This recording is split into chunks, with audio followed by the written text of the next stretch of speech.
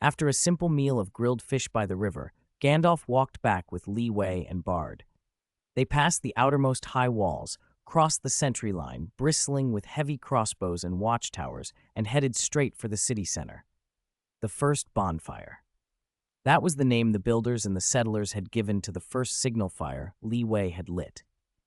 Bard looked at the crude little encampment, unchanged from years ago, and said, "I heard you were ambushed here back then." "Along with a king and a steward prime minister," Li Wei answered. Gandalf looked surprised. "When was that?" "Only a few years ago," Li Wei said. "We were surveying the road between River Valley City and Gondor, and we ran into some short-sighted orcs." Gandalf frowned. "Fortunately, nothing came of it, and whatever happened, you kept it quiet. I never heard a thing." "Now you have." They climbed back onto the city wall and looked out over the land. The two nearby cities made a contrast. The one on the southern river was a pure fortress, heavily garrisoned. The city at the bend of the Behe River combined defense and transport, functioning as a vital transit hub. Traffic and goods moving north and south largely flowed through that city. Gandalf had come that way not primarily to find Li Wei, but because it was the best route for traveling between north and south. Meeting Li Wei had been coincidental. On the wall, they talked idly. "Sengel and Ecthelion Sekth are both good rulers," Gandalf said. "Sengel's governance is enlightened," Li Wei agreed. "Only his private life draws criticism. Otherwise, he's done well." "As for Ecthelion," Gandalf said, "the steward recently issued a decree. Regardless of rank, any truly talented person, from near or far, may come to serve Gondor and will be rewarded and respected. He has always been open to genuine talent." In the north, Li Wei had built an impregnable line that sapped the will of any enemy. In the south, Gondor had an enlightened steward. In the middle stood Sengel, aided by a young commander called Solongil. Gandalf thought the balance of Middle-earth was improving. Dol Guldur and the Nazgul did not share that view. As Li Wei and his settlers pushed construction forward at an almost reckless pace, the forces of Dol Guldur suddenly realized their supply line to Mordor was threatened, cut off. They reacted by expanding their own power. Ogres and huge Olog units were being bred there. Some had been altered with local traits and carried potent venom. The Ringwraiths, following Sauron's example, had also captured and tamed giant spiders. From that breeding came a new kind of soldier, the Spider Legion and their spider riders. These monstrous spiders could clamber up sheer, vertical walls, even while carrying an orc. A malign growth was quietly spreading across the Black Forest. Meanwhile, life along the Anduin was changing.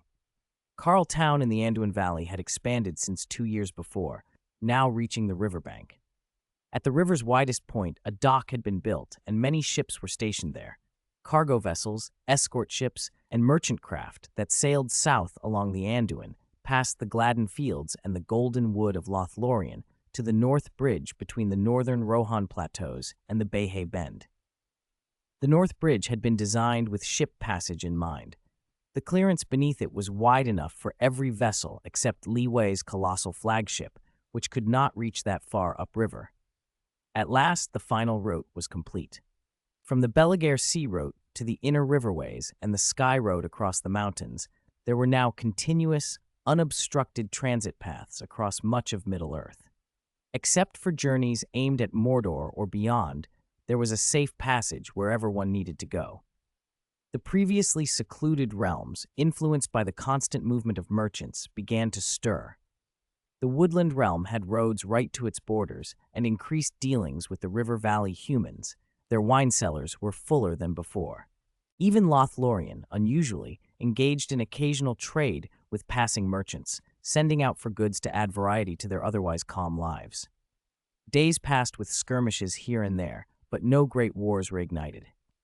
After years of effort, orc numbers in Rovanian had sharply declined. They were driven back to the fringes, clustered near the Black Gate and the War Plains.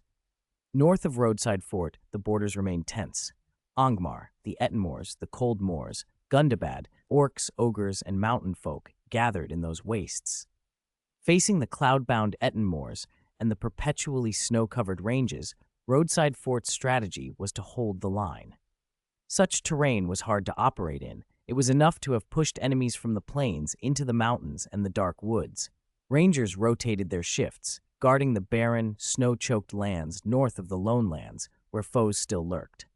Near the riverside stronghold in Eregion, the old home of the elves and the approach to Moria, an outpost kept watch. Soldiers were posted there, monitoring Moria's west gate. Since the last Great War, there had been no sightings and no orcs had come out. Some said the orcs inside had been wiped out in the war. Others claimed the Lord had been through there again afterward and finished off any remaining brood. Under those rumors, Moria seemed to have become a place of quiet. Yet the Rangers still warned travelers with a wry impatience. You have the Sky Road, and yet you insist on taking Moria. Are you so idle that you have to court danger? Chapter 282, Saruman's Visit. In the year 2962, Roadside Fort received an uninvited visitor. He was an austere old man in white robes, clutching a black staff, his face severe, his chin lifted as if he looked down on everything with sharp, appraising eyes. Humph. So this is the city personally built by the so-called Lord of the Northern Territory, Legend Li Wei? He muttered, his tone full of sarcasm. He sounded a little winded, sweat beadied his brow. People in the street kept their distance from the strange figure. The white-robed, proud old man in their midst could only be one person, Saruman. He walked along Roadside Fort's clean main road, glancing left and right with a scrutinizing look that drew attention. He doesn't look like that gray wizard who's supposed to be on good terms with the Lord, someone whispered. Don't be ridiculous. White robe, gray robe, same thing, another answered. Most of the townsfolk knew little about the orders of wizards. Such knowledge belonged to lords and kings. Saruman pretended not to hear the snippets of conversation. After all, this was someone else's domain. He had no desire to make a scene. The people only glanced at him, curious for a moment, and then returning to their lives. Roadside Fort had always been a place of oddities. There was even a dragon resting beneath a malorn tree. Who would believe it if you told them? Besides, a wizard was only a wizard. If anything was rare here, it was the Lord himself. I'll reluctantly admit this city has its merits, Saruman conceded as he passed through the gate and strolled farther in. But it's still only an ordinary town. In many ways, it can't compare to Orthanc. He fell silent when his eye caught sight of the nameless tower by the lake. The tower's workmanship seemed equal to Orthanc's. It gave him pause. I wonder what's inside, he muttered and changed his route to examine it. Inside, the grand library rose endlessly, spiral upon spiral, and Saruman wandered down its smooth staircases, his staff tapping lightly on the stone. He let his gaze sweep over the shelves as if he could memorize them at a glance. Interesting, he murmured. He drifted through the reading rooms and aisles, careful not to disturb anyone. Although he had had his differences with the tower's owner, and their personalities had not always matched, Saruman, proud wizard and influential leader, kept up the necessary decorum. It wasn't virtue so much as habit. Many readers didn't even notice him as he passed. When he returned to the library's main floor, a single volume displayed on a lectern caught his attention, The History of Roadside Fort. Saruman skimmed through it and soon closed it with a slight frown. Shallow history, he said and set the book down. Beside it sat another, larger work, a general history of the Free City States. This book drew him in. Saruman opened it and read. An hour later, he had found a chair and continued until night fell, absorbing the development of the Free City States, the antecedents of each territory, and how they came under Li Wei's rule. The record was far more comprehensive than the city's own chronicle. Truly enviable, almost like divine power, he mused, yet it was not wholly inaccessible. Research on that strange beacon had already produced results. The problem was that its origin and fundamental nature remained mysterious. Saruman shook his head. One of the main reasons he had come was to search libraries for anything on the beacon and the Nether Star.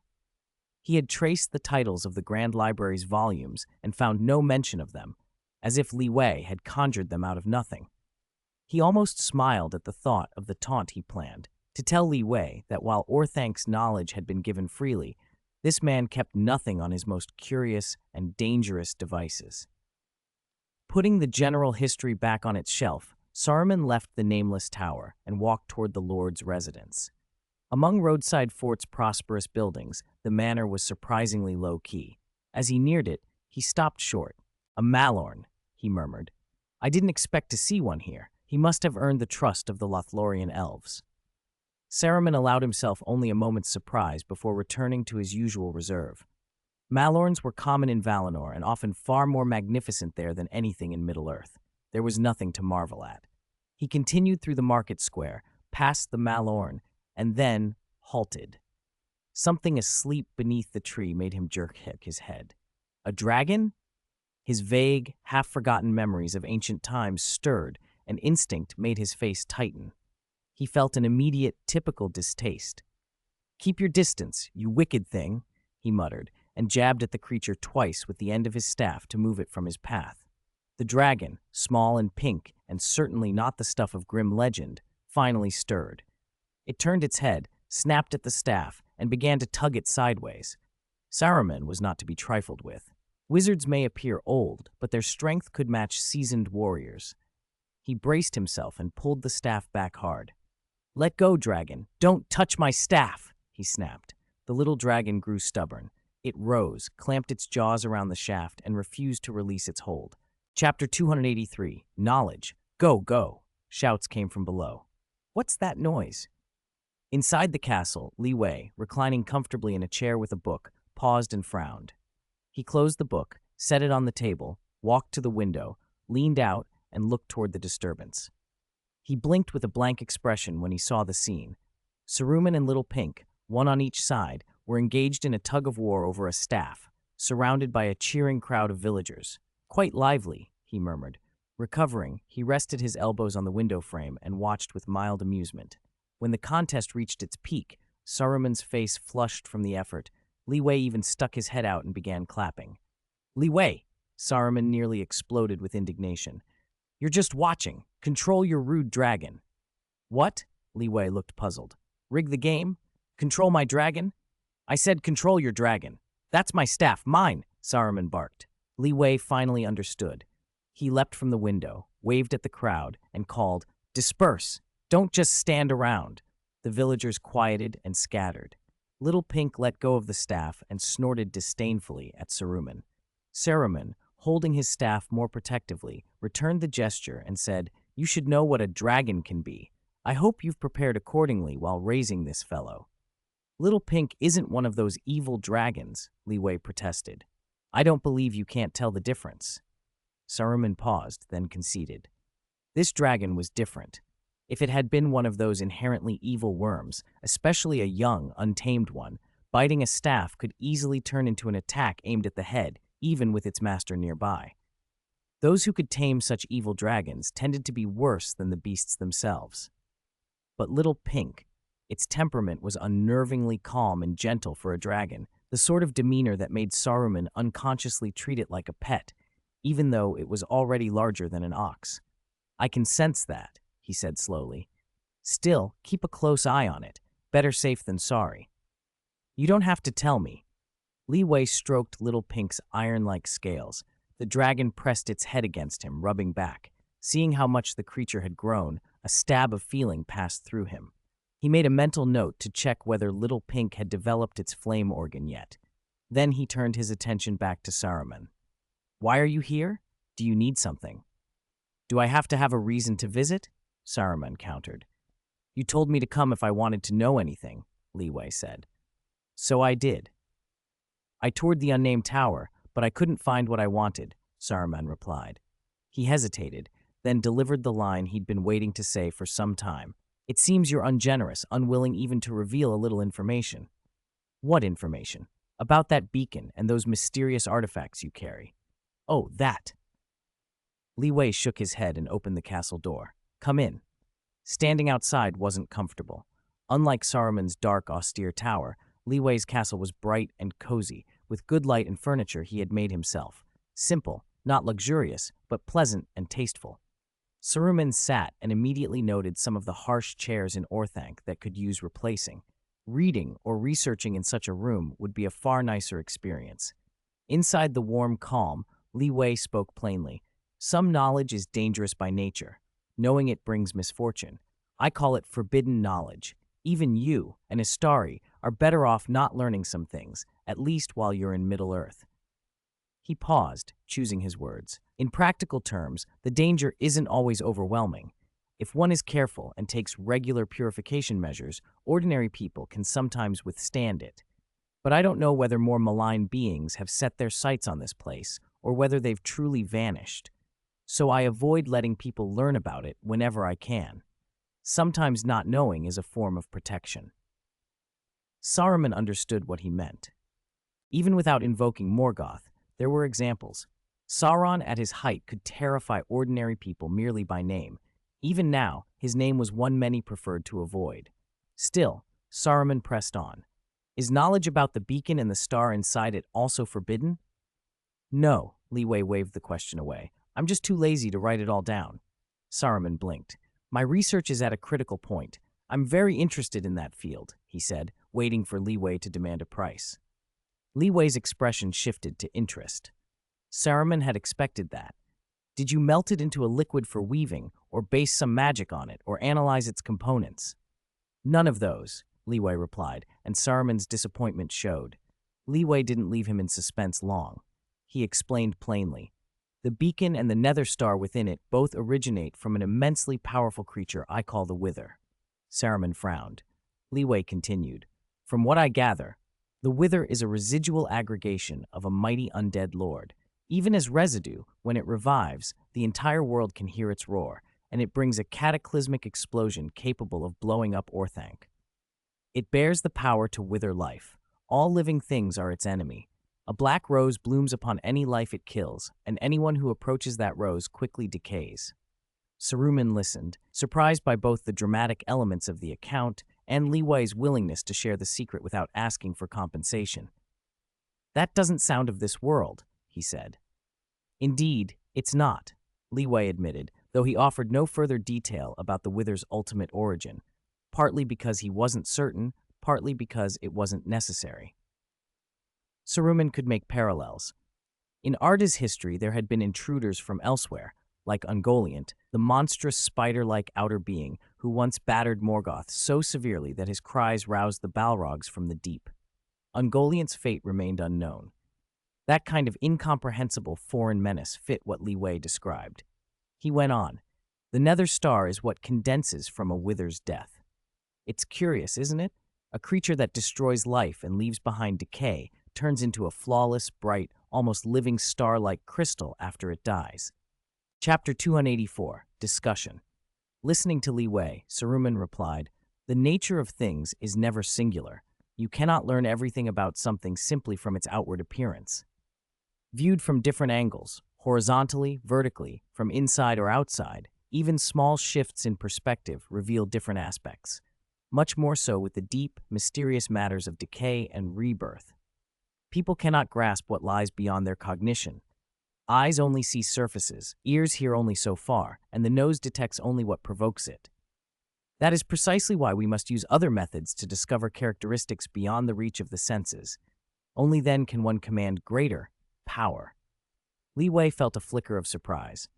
He had not expected this old man, so obviously steeped in the lust for power, to speak with such insight. Saruman murmured to himself, I think I understand. Sometimes, he reflected, the origin of a thing matters greatly. It determines so much. I should be going. I have other matters to attend to. Saruman rose. He always showed boundless enthusiasm when probing for knowledge. Once he had extracted what he wanted, he left without ceremony. He never offered repayment unless pressed. Think of the Ents of Fangorn. For countless years they had taught him ancient lore, and he repaid them with exploitation. He had no intention of returning favors. Indeed, he planned to fell their forests and burn the wood to charcoal. Yet Saruman rarely instigated a confrontation with the Ents face to face. He kept his manners when necessary. He preferred to act with calculation. The Ents loved their deep, long sleeps. If they were left undisturbed, they might be cut down while asleep. Only those with true power could force Saruman to sit and speak calmly. Others either obeyed him, fell under his persuasive voice, or were used until they were spent. If Li Wei lacked sufficient strength to confront him, who could say whether he would still be standing, or whether his lands would still be his? Peace traveled with power.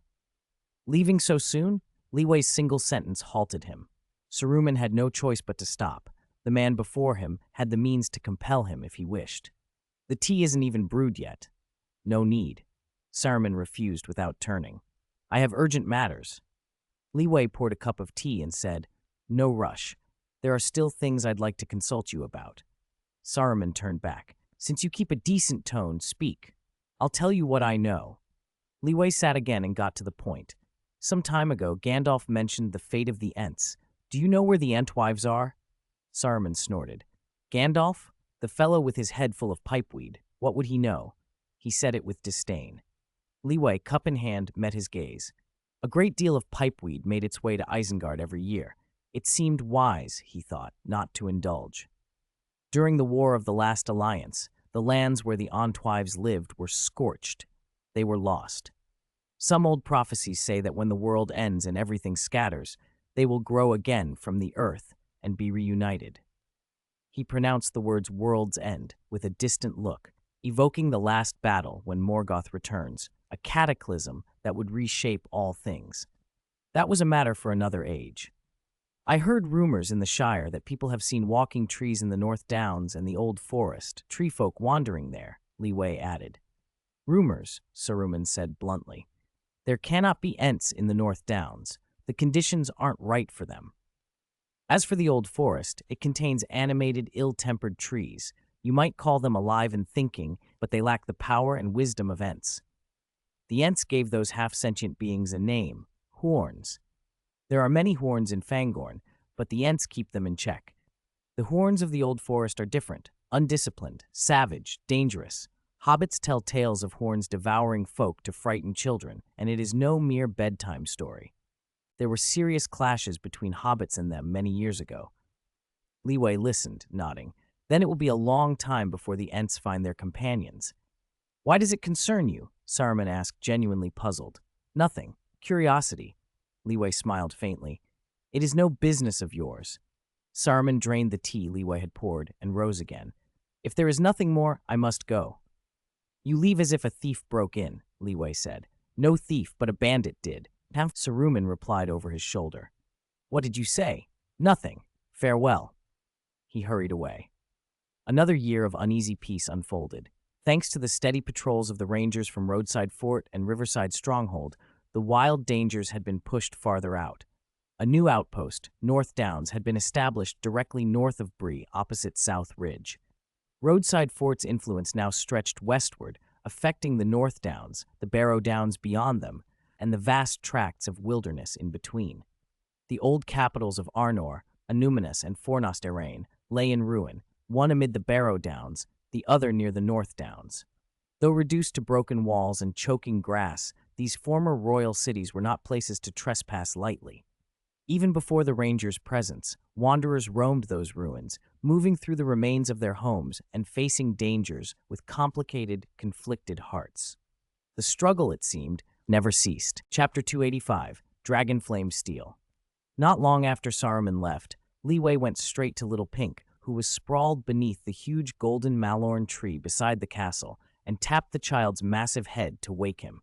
Little Pink stirred sleepily, tilted his head, and blinked at Li Wei in confusion.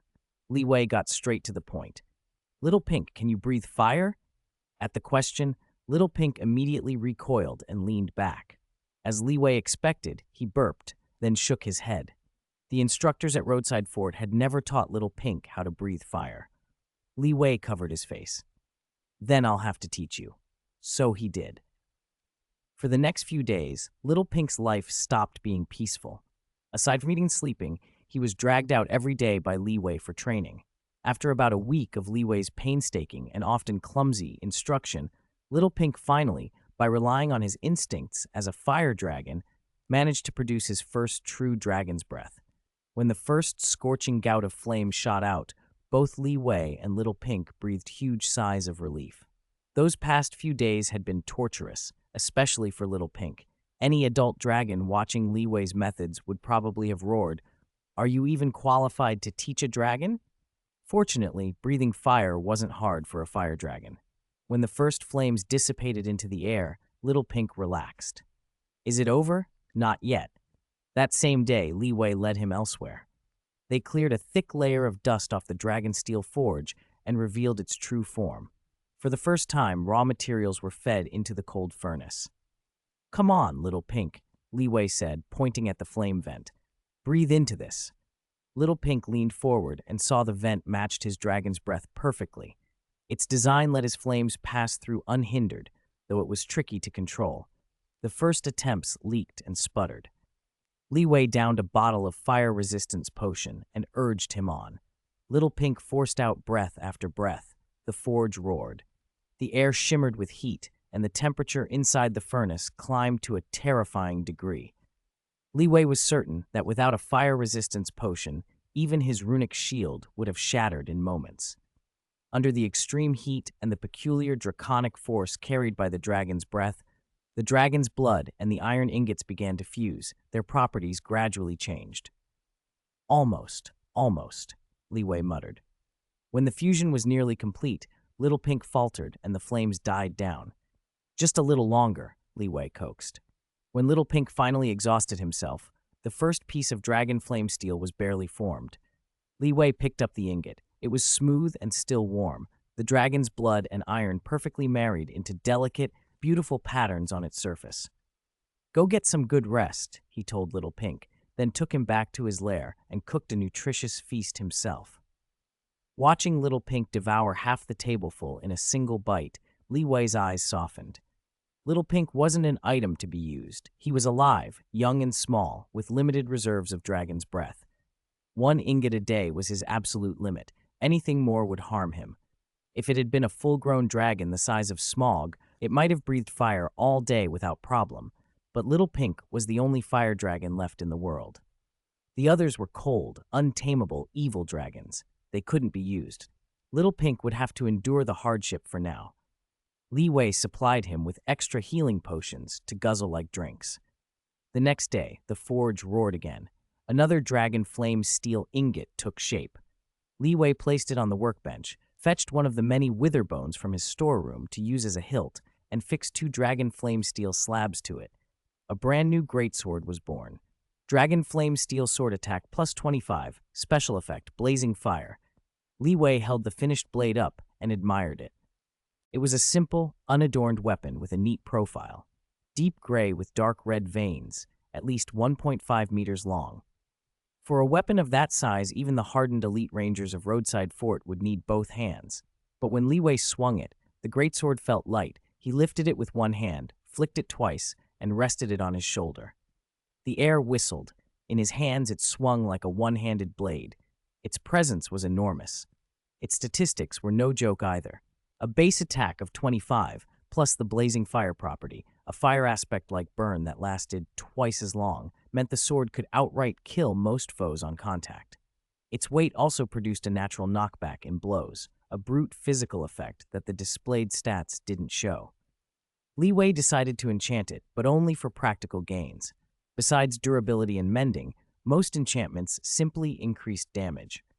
With such a high base attack, adding a general sharpness wouldn't be as efficient as something more specialized. He chose Smite for extra damage against the undead. A max-level Smite could add as much as 12.5 points against undead, whereas a max-level Sharpness only provided a few points. When he finished applying the necessary enchantments, the sword was complete. The old nemesis was demoted to the second line and tucked away into his backpack, kept as a weapon of sentimental value rather than necessity. Chapter 286, Equipment Replacement.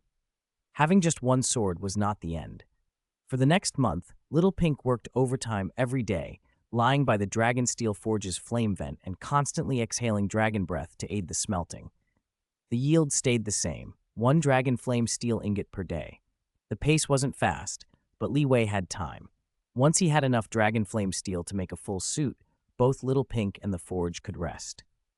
After another hearty meal, the satisfied Little Pink curled up in her nest and fell into a deep sleep.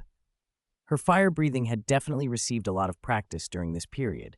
Her control of heat and flame had become much more precise. Inside the forge, Li Wei took out the dragon flame steel and began assembling the pieces: helmet, chestplate, greaves, combat boots. The complete set of Dragonflame steel armor provided 34 armor points, compared with the 20 points of the netherite alloy set he'd worn for years. The improvement was undeniable. In toughness and durability, Dragonflame steel also surpassed netherite alloy completely. The only thing it lacked was knockback resistance. With the armor finished, Li Wei eagerly shed the netherite alloy gear he'd worn for over 20 years and put on the new Dragonflame steel set. The material felt far finer, deep gray, almost black at first glance, but under closer inspection, faint veins of dark red ran through it. The design was restrained rather than flashy, pure, extreme physical defense coupled with exceptional toughness and longevity. That was Dragonflame steel.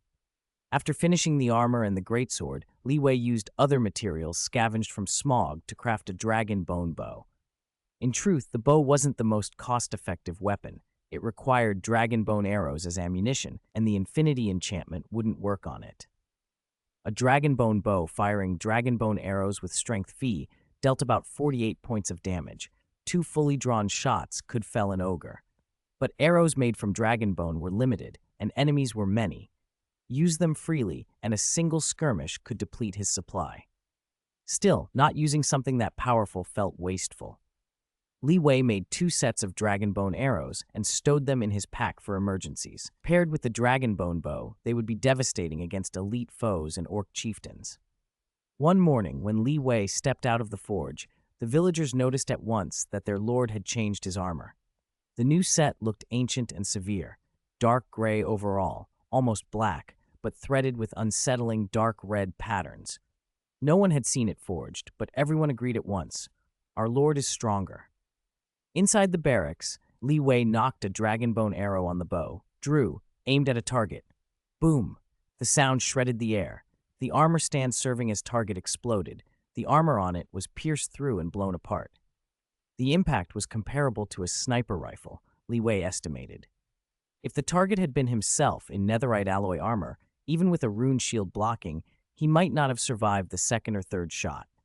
Even wearing his new Protection 4 Dragonflame steel set, against a dragon bone bow with strength 5 and dragon bone arrows, he could probably only withstand 2 more shots.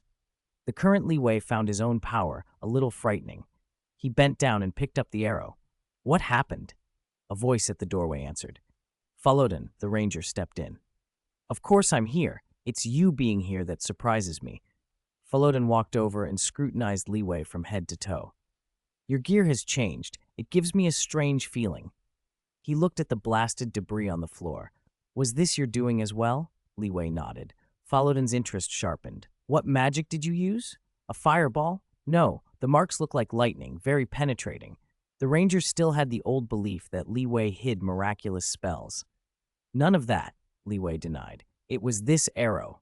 He handed over a few dragon bone arrows. Arrows made from dragon bone, sturdy, razor sharp, and imbued with a kind of magic.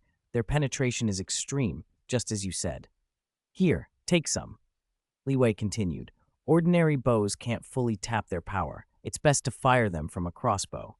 A dragon bone arrow shot from a crossbow is like a TNT blast going off right in front of you. Hobbiton took the arrows Li Wei offered and examined them, curious. Dragon bone arrows, how extravagant. They must be rare.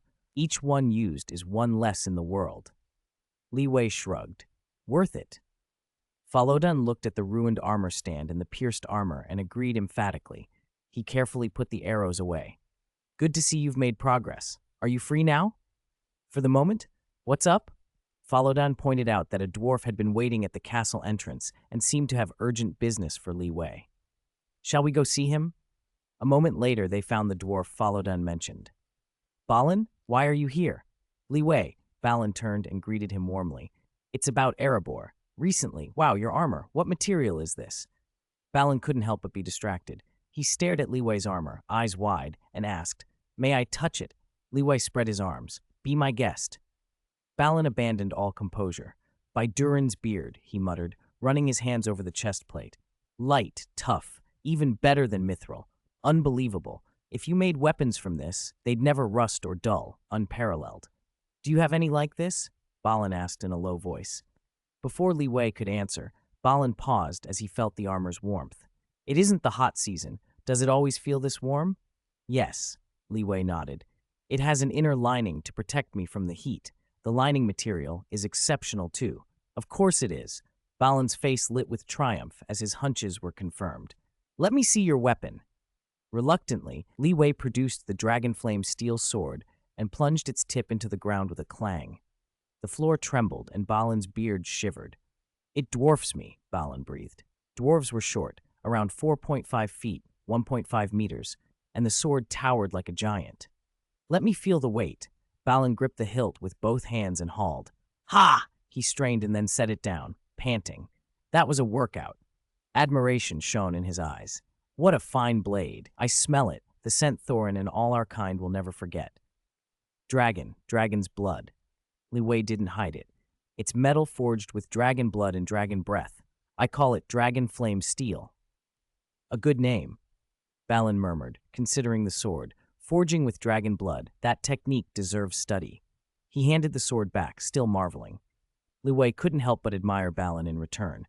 The old dwarf smith had, with a glance and a touch, deduced the properties of dragon flame steel, and even hinted at a forging method that might not require a standard workbench. As expected from those made by the god of craftsmen, dwarves were born with innate talent for the forge. By the way, Balin, what was that urgent matter you wanted to tell me about? Li Wei asked. Oh, right. Balin's composure returned.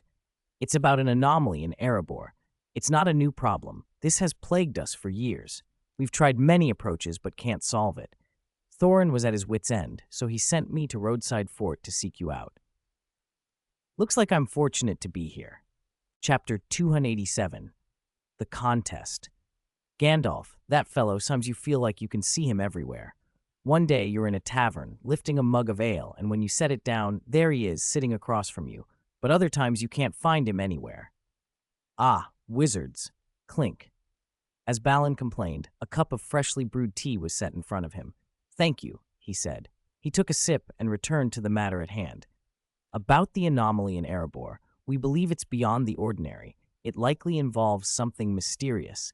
We might need a wizard to investigate. Li Wei's expression sharpened with interest. What exactly is the mysterious event that's got you so worried? Tell me everything. Balin gathered his thoughts.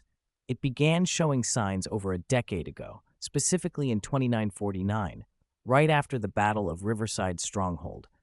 When I returned to Erebor, Thorin told me the miners underground had been feeling unusually hot. You're not a dwarf, Li Wei, so you may not understand fully, but while we are sensitive to heat, we do not fear it.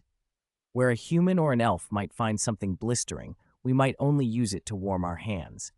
At first, we thought it was a nearby lava flow or a spell of hot weather, nothing more than a bit stuffy.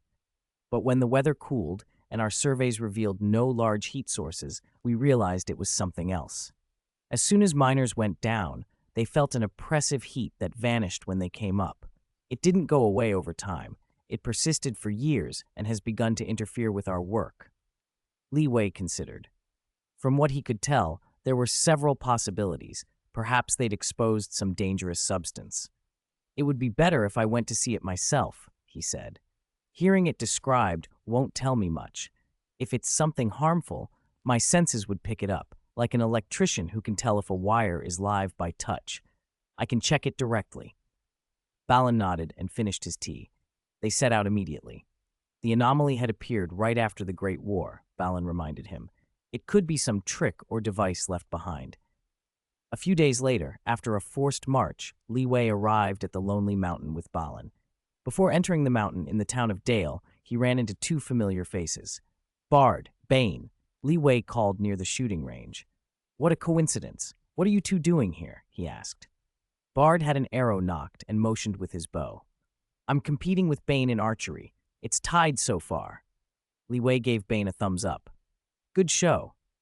Bane, who was over 30 now, grinned like a proud child and patted the excellent ranger medal on his chest. I live up to the name. Bard clapped Bane on the shoulder, but warned, Don't get cocky, Bane. The contest isn't over yet. I'm going to step up the difficulty. Bard stretched. He still moved like the seasoned archer he was. In strength, accuracy, focus, and awareness, he would slightly outclass even the Legion champion of Roadside Fort. Li Wei, by contrast, was only an average marksman compared to such specialists, accurate but not exceptional at long-range finesse. "I'm off to the Lonely Mountain on business," Leeway said. Bard's curiosity piqued. "Serious business?" They paused their duel and spoke for a while.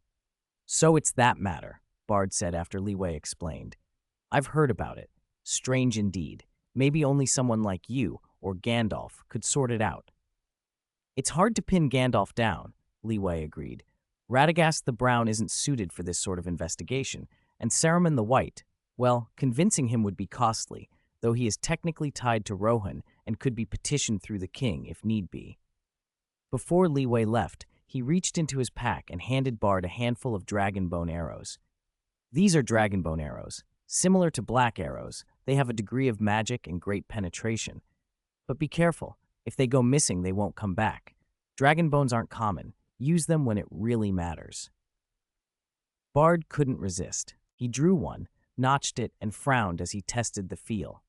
"This bow can't unleash them properly. I need something larger, stronger, maybe a crossbow." He sensed an incompatibility at once. "I think there are better bows in the warehouse. My old bow might work." Motivated by the new ammunition, Bard left for the warehouse and told Bane to stay put. Bane looked around, a little embarrassed, unsure what to do next. Leeway chuckled. "All right, I won't disturb your reunion." He continued on to Erebor. In the council hall, he met Thorin, who breathed a relieved sigh on seeing him. "Good to see you. These abnormal conditions underground have plagued us for years. We've been at a loss." "Don't worry," Leeway said. "I came to look." "Lead the way. We'll go down and take a look." Thorin changed from his kingly cloak into attire fit for travel and work. Together they took the elevator down into the mountain's depths. Light receded as the platform descended and the air grew cooler. Partway through another rock layer, warm yellow lamps lit up and the glow reflected in their eyes. As they descended further, Leeway looked up and saw a vast underground space open above them. Lanterns hung from the rock walls and along railings in every direction, a myriad of warm lights like stars. The steady clinks and clanks of pickaxes striking stone echoed throughout the cavern, a constant chorus that filled the immense hollow. Chapter 288, The Summoning. Compared to Leeway's wide-eyed astonishment, Thorin seemed entirely composed. "What you see on the surface is only a fraction of where we live," he said. "This mountain goes on and on." They stood on a platform that was slowly descending into the mountain, passing brilliant lanterns as it went. The taller of the two, Leeway, scanned the cavern with bright, curious eyes. Thorin, slightly shorter, remained calm as ever. As the platform neared the bottom, Thorin leaned closer and cleared his throat. "Oh, one more thing," he said. "I noticed when you arrived. Did you change your armor? May I touch it?" Leeway's mouth twitched. "Go ahead." Thorin ran his hand over the metal with obvious admiration. "This texture, this alloy, your forging methods must be extraordinary. This is perfect." The elevator clanged to a stop. Thorin straightened, slipping back into his usual dignified bearing. They moved deeper into the mountain along walkways and bridges, passing dwarven miners bent over their work until the lamps thinned and the sound of pickaxes faded. Thorin paused and turned to Leeway. "Do you feel it?" he asked. "Feel what?" Leeway blinked. Everything seemed ordinary to him. He even glanced at his status bar. There were no alerts. Thorin sighed and led him further in. "A palpitation, an unease we've all felt for years," Thorin said. "The deeper we go, the more I sense something immense and dangerous. My bloodline warns me not to continue."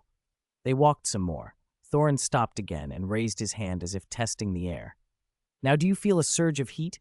Leeway concentrated. "If you mean temperature, it's a bit warmer, but not a surge, just comfortably warm." Thorin fell silent. "That's not what I mean. It's an inner restlessness. It's like sweat running cold on my skin, and yet a vexation you can't shake." They found themselves describing different impressions, two separate worlds. Leeway finally said, "All I get is warmth."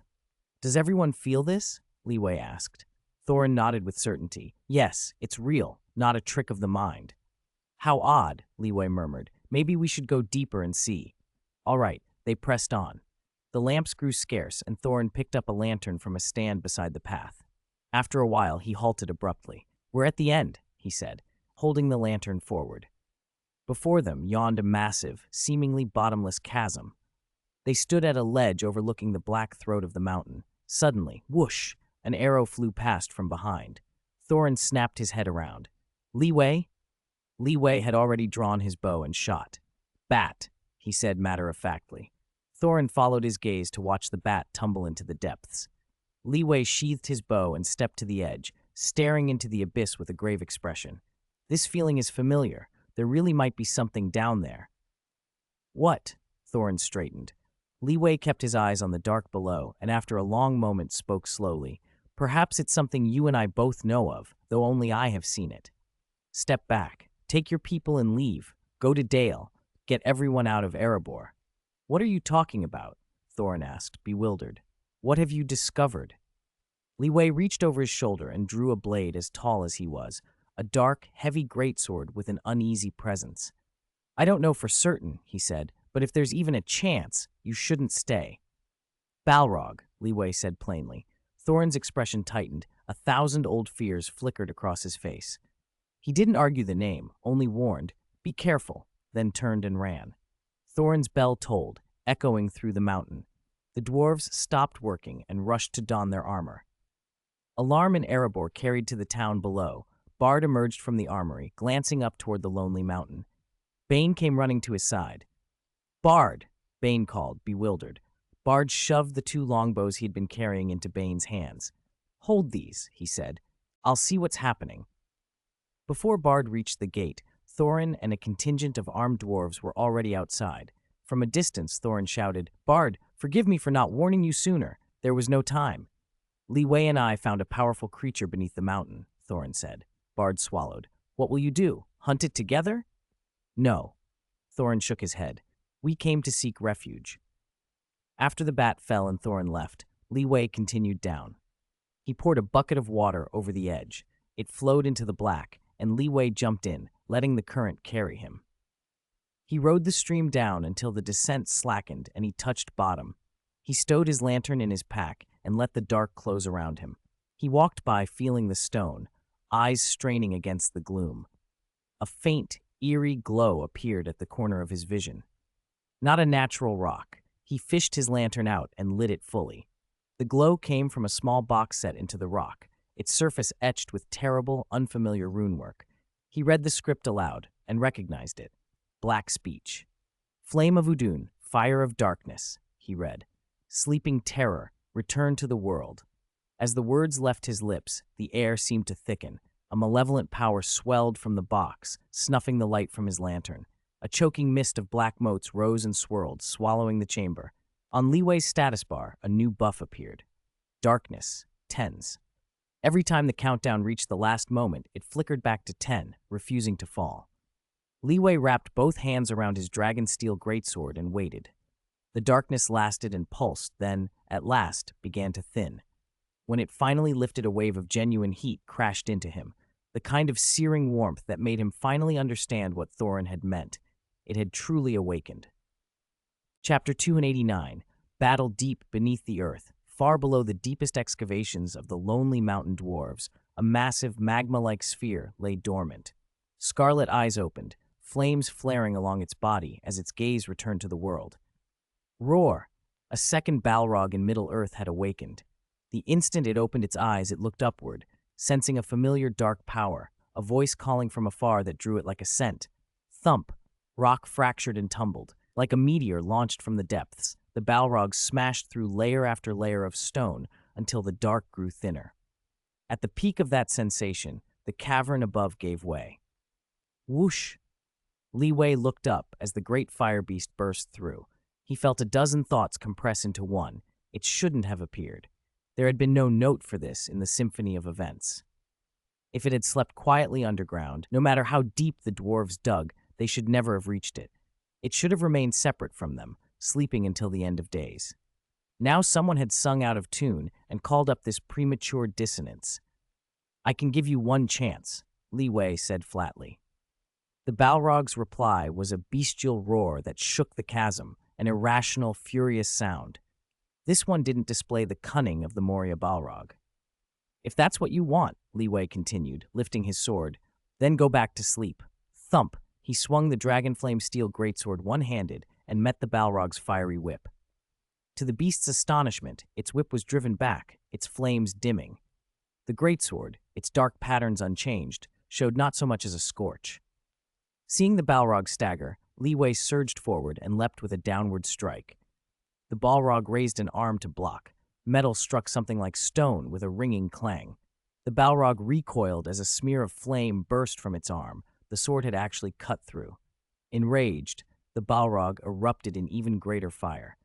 It conjured a massive flaming greatsword, taller than 2 Lee Weiss, and swung it down.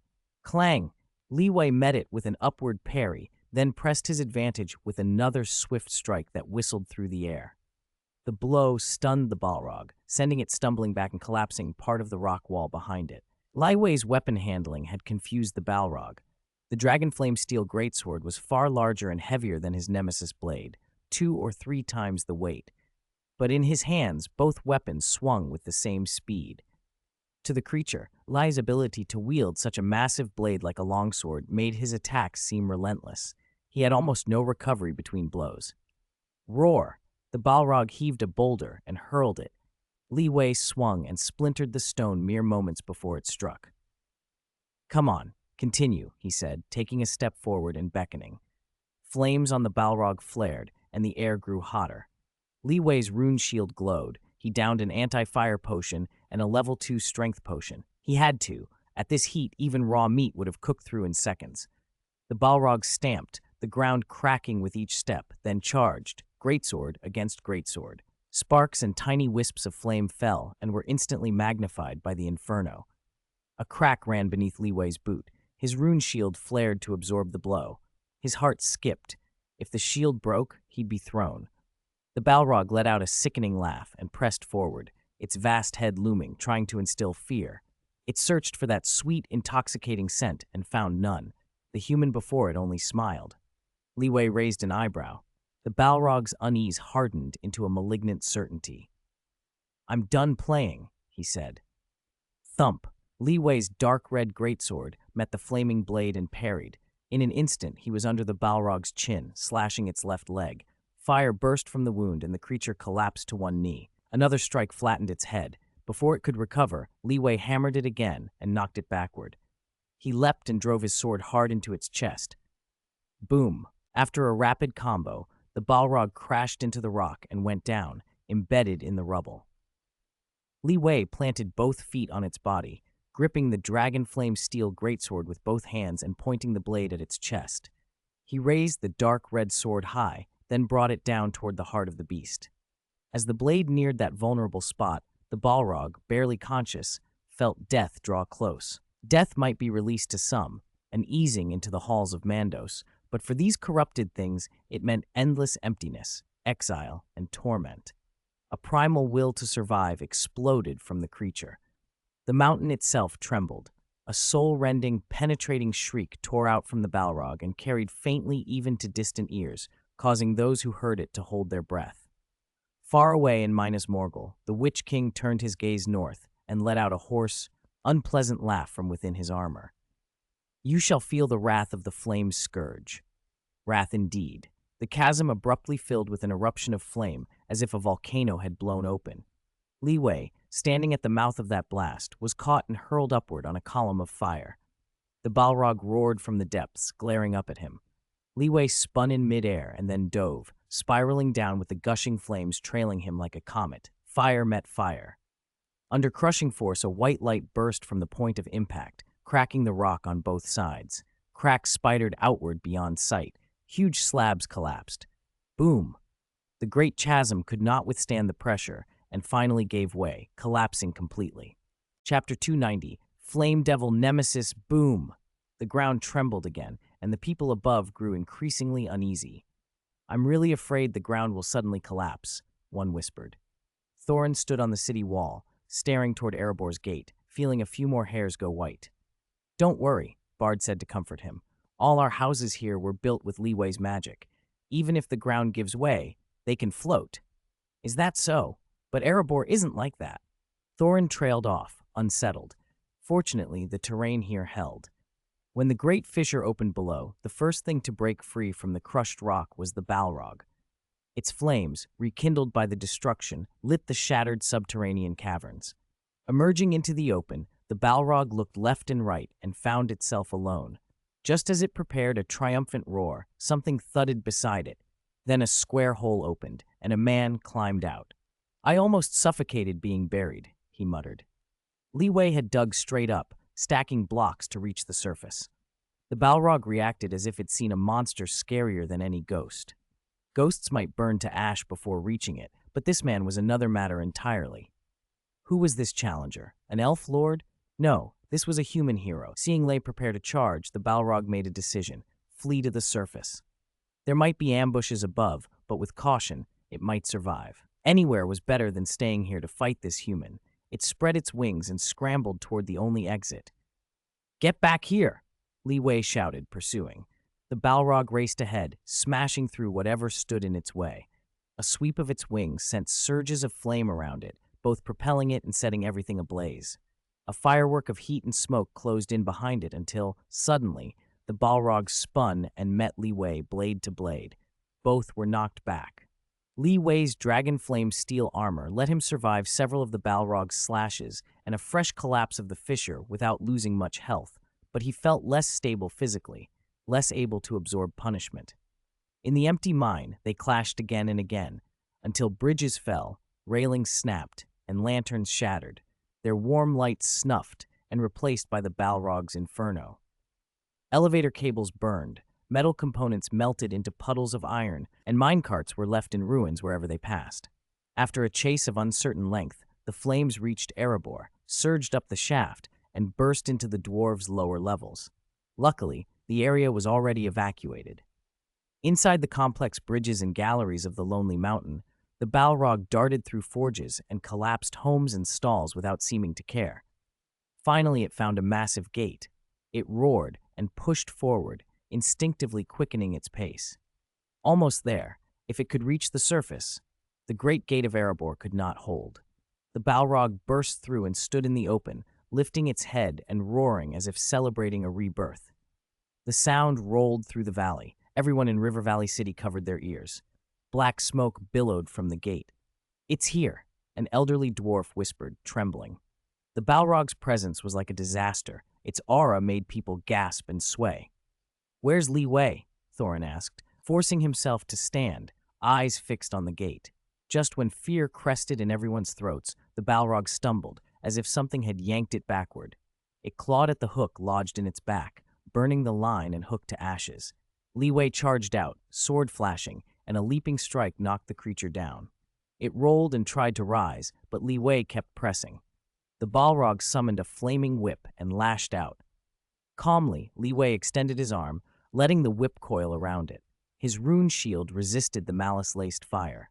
The Balrog's trap had succeeded in entangling him, but Li Wei had turned that tether to his own advantage. One hand controlled the whip, the other swung the greatsword.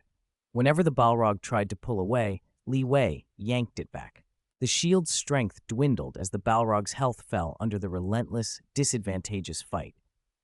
Something in the Balrog shifted. It glanced behind Li Wei, toward the human city.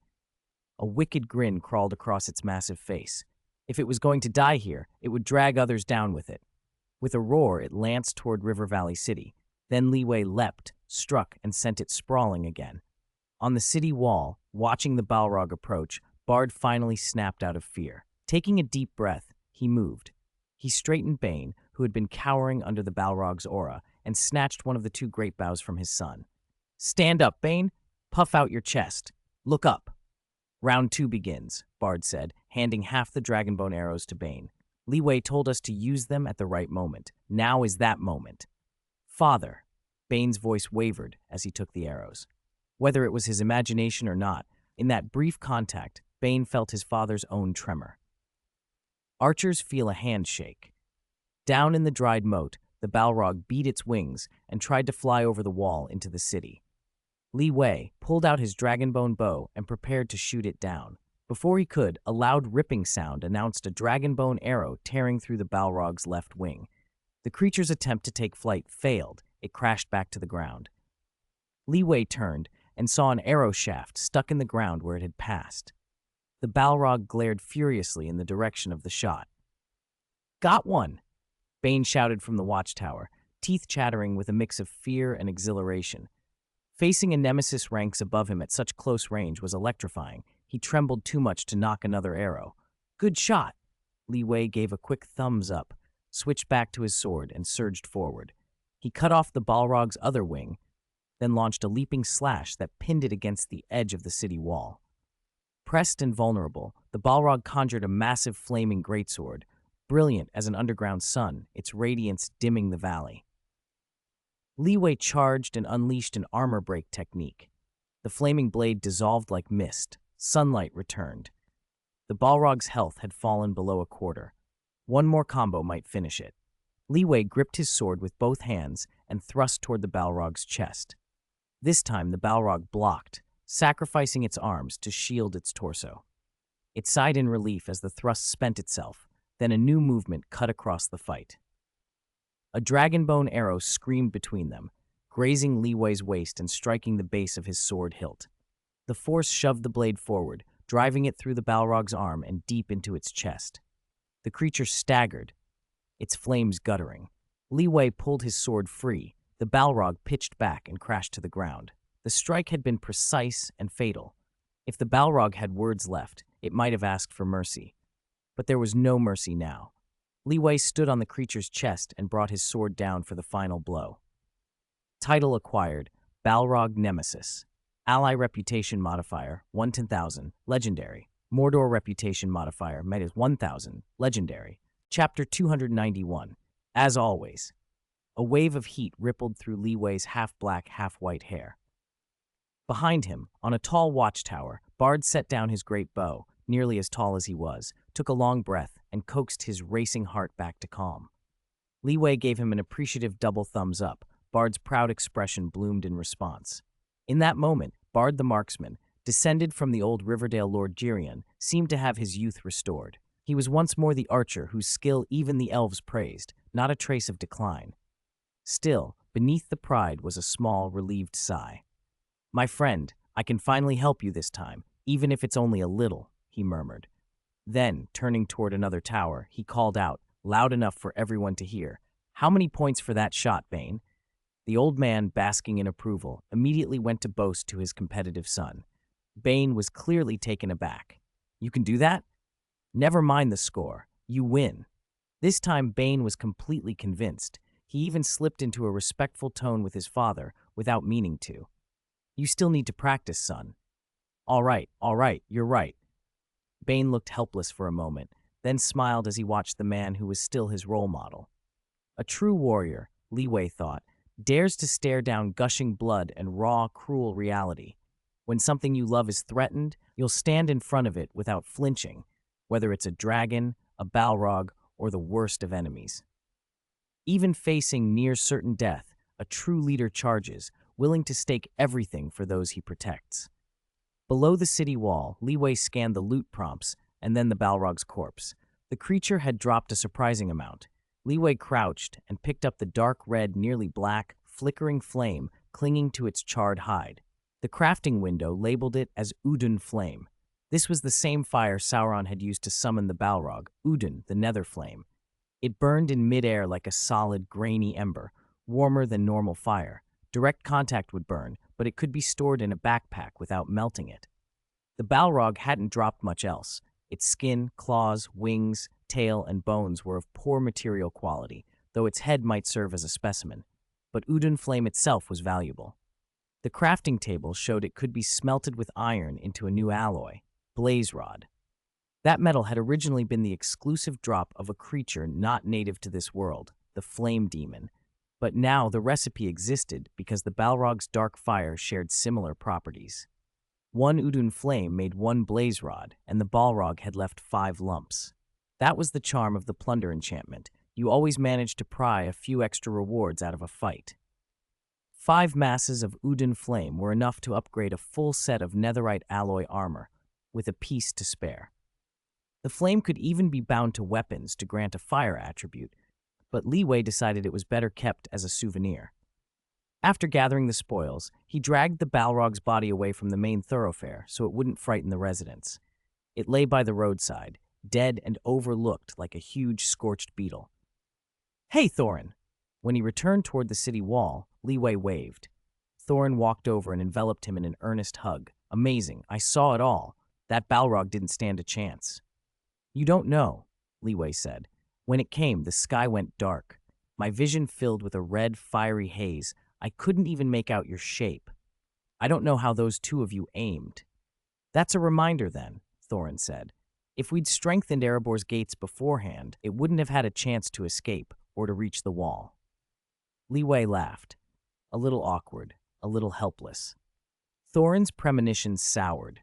Leeway's tone shifted to a casual, mischievous cheerfulness. "Actually, you'll have plenty of time to fix that. Don't you think some of Erebor's decor is a bit old-fashioned? The inns, the markets, the forges, the halls, they've been the same for thousands of years. Maybe it's time to change things up." "You have a point," Thorin said slowly, then began to protest. "But if they've lasted thousands of years, surely that proves." Mid-sentence, he paused and looked at Leeway. Leeway looked away, concealing a small smile. The dwarves didn't yet know that Erebor had already been subtly remodeled in a battle-damaged style by two industrious hands. Outside, the place looked like a ruin. The nearby river had evaporated, trees were scorched, and the gates belched dark smoke. A great bell clattered down from its belfry and struck the ground, making Thorin's ears ring. Once the Balrog's death was confirmed, much of the dwarven population erupted in celebration. They cheered, leapt for joy, and crowded to examine the monster's carcass. Others drifted toward the nearest taverns to drink openly. It was a scene of loud, exuberant relief. Only Thorin and the senior officials hurried back into Erebor. They walked its length and saw it was damaged from crown to foundation. For them, there was nothing left to say. "They must have fought fiercely," Gloin murmured. Balin shrugged. "I'd say Moria's in better shape than this." "If I hadn't seen it, I'd have thought a dragon had torn through," Fili added, scratching his head. Thorin bowed his head, rubbing his temples. "What do we do now?" "What else can we do?" he asked, voice tight. He drew a long breath, then relaxed a fraction and spread his hands. "Come on, let's go have a drink." "Here?" "Tomorrow. All right." Chapter 292, Wings of Flame. Today was undeniably a day worth celebrating, though the dwarves did not all agree on why. Still, on one point, they were united. Anything was preferable to having their homeland occupied by a Balrog. At least they would not lose their home again. River Valley did not sit idle while Erebor was rebuilt. With substantial support from the valley, the reconstruction proceeded quickly. But those were matters for later. Anyway, the issue with the underground heat has been sorted, one miner reported. "Now it's scorching," another muttered. Thorin, in the banquet hall of River Valley, read the miner's dispatch, shook his head, and poured himself another mug of ale.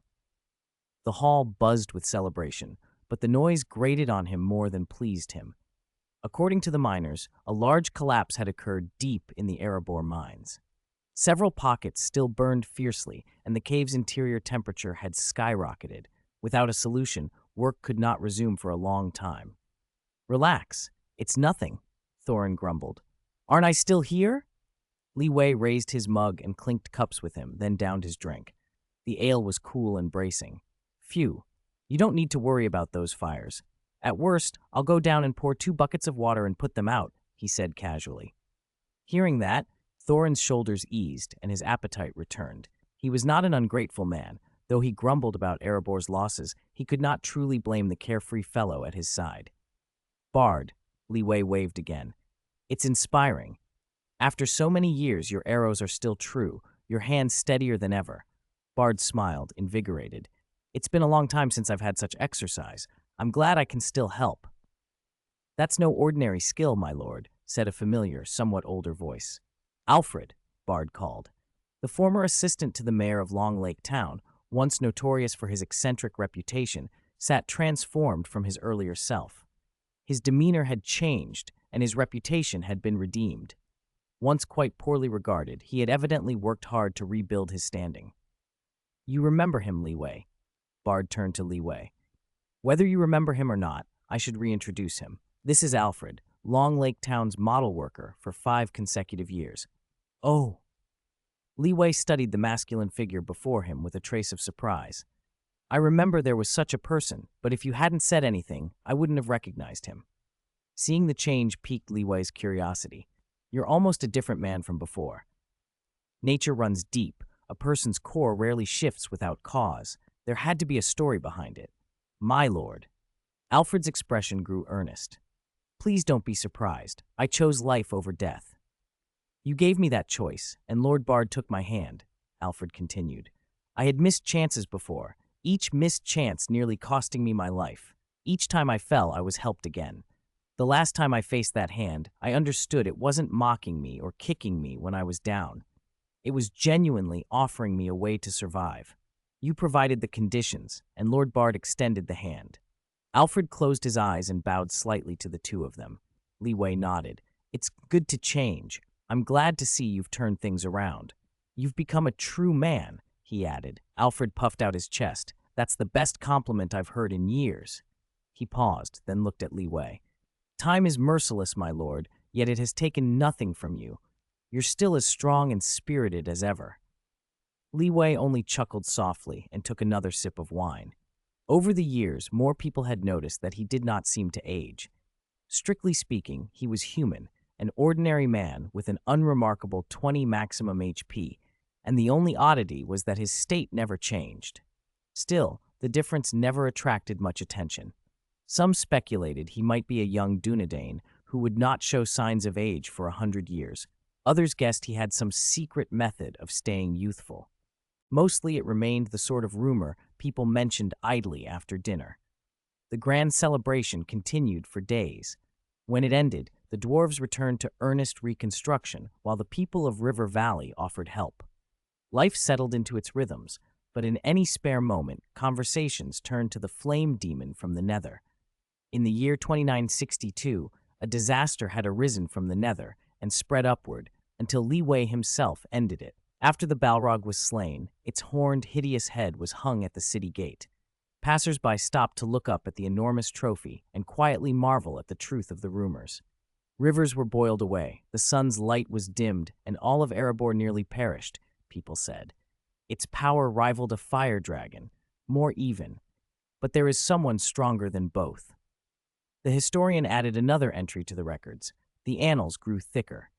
After some time in River Valley, Liwei returned to Roadside Fort and descended to his private forge underground. He placed the Udun flame and iron ingots into the alloy furnace.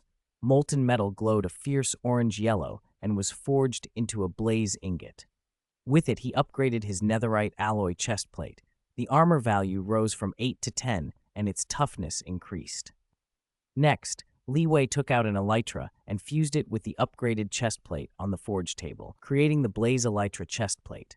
When he donned it, the world seemed to brighten. The cape on his back ignited and turned to ash in an instant. In its place appeared 2 gliding wings of flame, hanging behind him. From then on, he could glide and fly while wearing armor.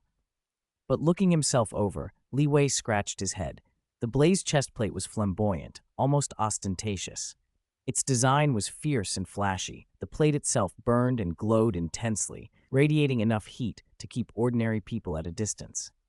Massive spikes jutted from the shoulders, bright orange-yellow patterns streaked across it, and twin flame wings flickered behind him. It was so high profile that Liwei found it a little embarrassing. It was also hazardous. Worn daily, no one in the territory, except perhaps Little Pink, would dare come too close for fear of being scorched.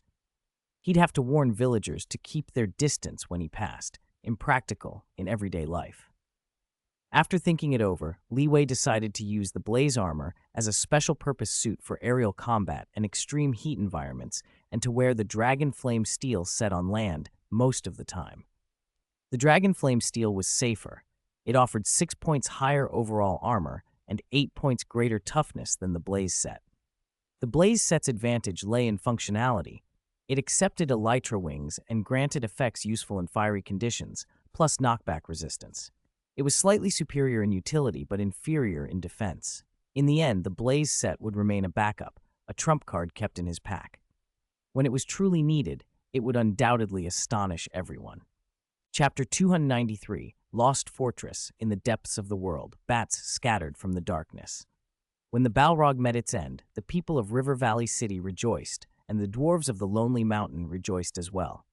Li Wei, who had gained new materials and new achievements, was the happiest of all. But far away in Mordor, there were no smiles. Minas Morgul and Barad-dûr lay in silence. The ringwraiths spoke nothing, and the black phantom in the flames, Sauron, fell into thought like a vertical pupil narrowing in the fire. The situation had escalated. From earlier observations, the Balrog should have been able to fight that person to a standstill, perhaps even edge ahead. But the foe had changed equipment. If Sauron was correct, the new gear incorporated some viz of dragons. It seemed the man had taken inspiration from the dragons. The Balrog had stood no chance. This discovery tempted Sauron. As one of the few mastersmiths commanding the most advanced forging craft in Middle-earth, he was curious. The creations of his former master Morgoth still had more to be mined. Still, other business took precedence. Sauron remembered a sensation from a few days earlier. When Li Wei recited the black speech over the box, power had answered. The sound of the black speech echoed through the world and called a fire demon from deep underground. One Balrog had awakened in response to that summons. But it had not been the only echo. From far beneath the frozen wastes of the north, intermittent echoes had reached out, beings that felt the call of darkness but could not break free because of great distance and some solid barrier. Sauron's mind drifted to older memories. When Morgoth was besieged by the Valar's forces, he had fled with his Balrogs out of the Iron Mountains in the far north, whose strongholds were crushed by Encalagon, the greatest fire drake in history, and later sank beneath the sea. Could it be Master? The Witch King stepped forward, bowed, and reported, "That Balrog is dead." Evil whispers crawled from the fiery phantom. Sauron answered without surprise, "I already know." The ringwraiths fell silent. Then, as if struck by a thought, the black phantom issued another command in the foul tongue he had forged. The ringwraiths exchanged looks, their forms fading as they withdrew from Barad-dûr. The Witch King remained, keeping Minas Morgul under his iron gaze, both to watch Gondor and to shield other secrets. In the year 2963, 3 ringwraiths slipped out of Mordor. They crossed the northern Ash Mountains, skirted lands held by free cities, passed through Rhûn, and headed ever north into the Forodwaith, the North Wasteland, far beyond the Lonely Mountain and the Grey Mountains. It was a place of perpetual cold and deep snow. That white expanse was not merely a matter of climate. The bitter cold that dominated it was laced with a malice, a remnant of Morgoth's power. Yet the waste was not utterly lifeless. In its western capes, a few human folk eked out a savage existence in thick furs, a people recorders called the Snowmen. Few besides the Rangers ever learned of them. The Rangers alone had had any dealings over the centuries, most recently when they reclaimed the Ring of Barahir, now worn by Aragorn, from their hands. The reclaiming had been an amicable exchange. The ring had been given to them generations before by the King of Arthedain. The ringwraiths did not come for the Snowmen. Indeed, they may not even have known of them. Their orders were simple: north into the North Wasteland, further north, deeper, into places no living foot has trod for 10,000 years. They pressed on. When they crested the Grey Mountains and truly entered the solitude of the North Waste, they had to change how they traveled. They had misjudged the cold. Even the black horses froze. The beasts lay stiff where they fell, and the ringwraiths were silent. These were no ordinary steeds. They were among the monstrous mounts bred for Sauron, tougher than mortal horses, fed by foul power, eyes and nostrils breathing a faint fire. Ordinarily, they could run a month across the snows of the Misty Mountains. Here they perished within days. The farther they ventured toward the waste's heart, the more the cold gnawed at them. Snow began to cover the horses' carcasses.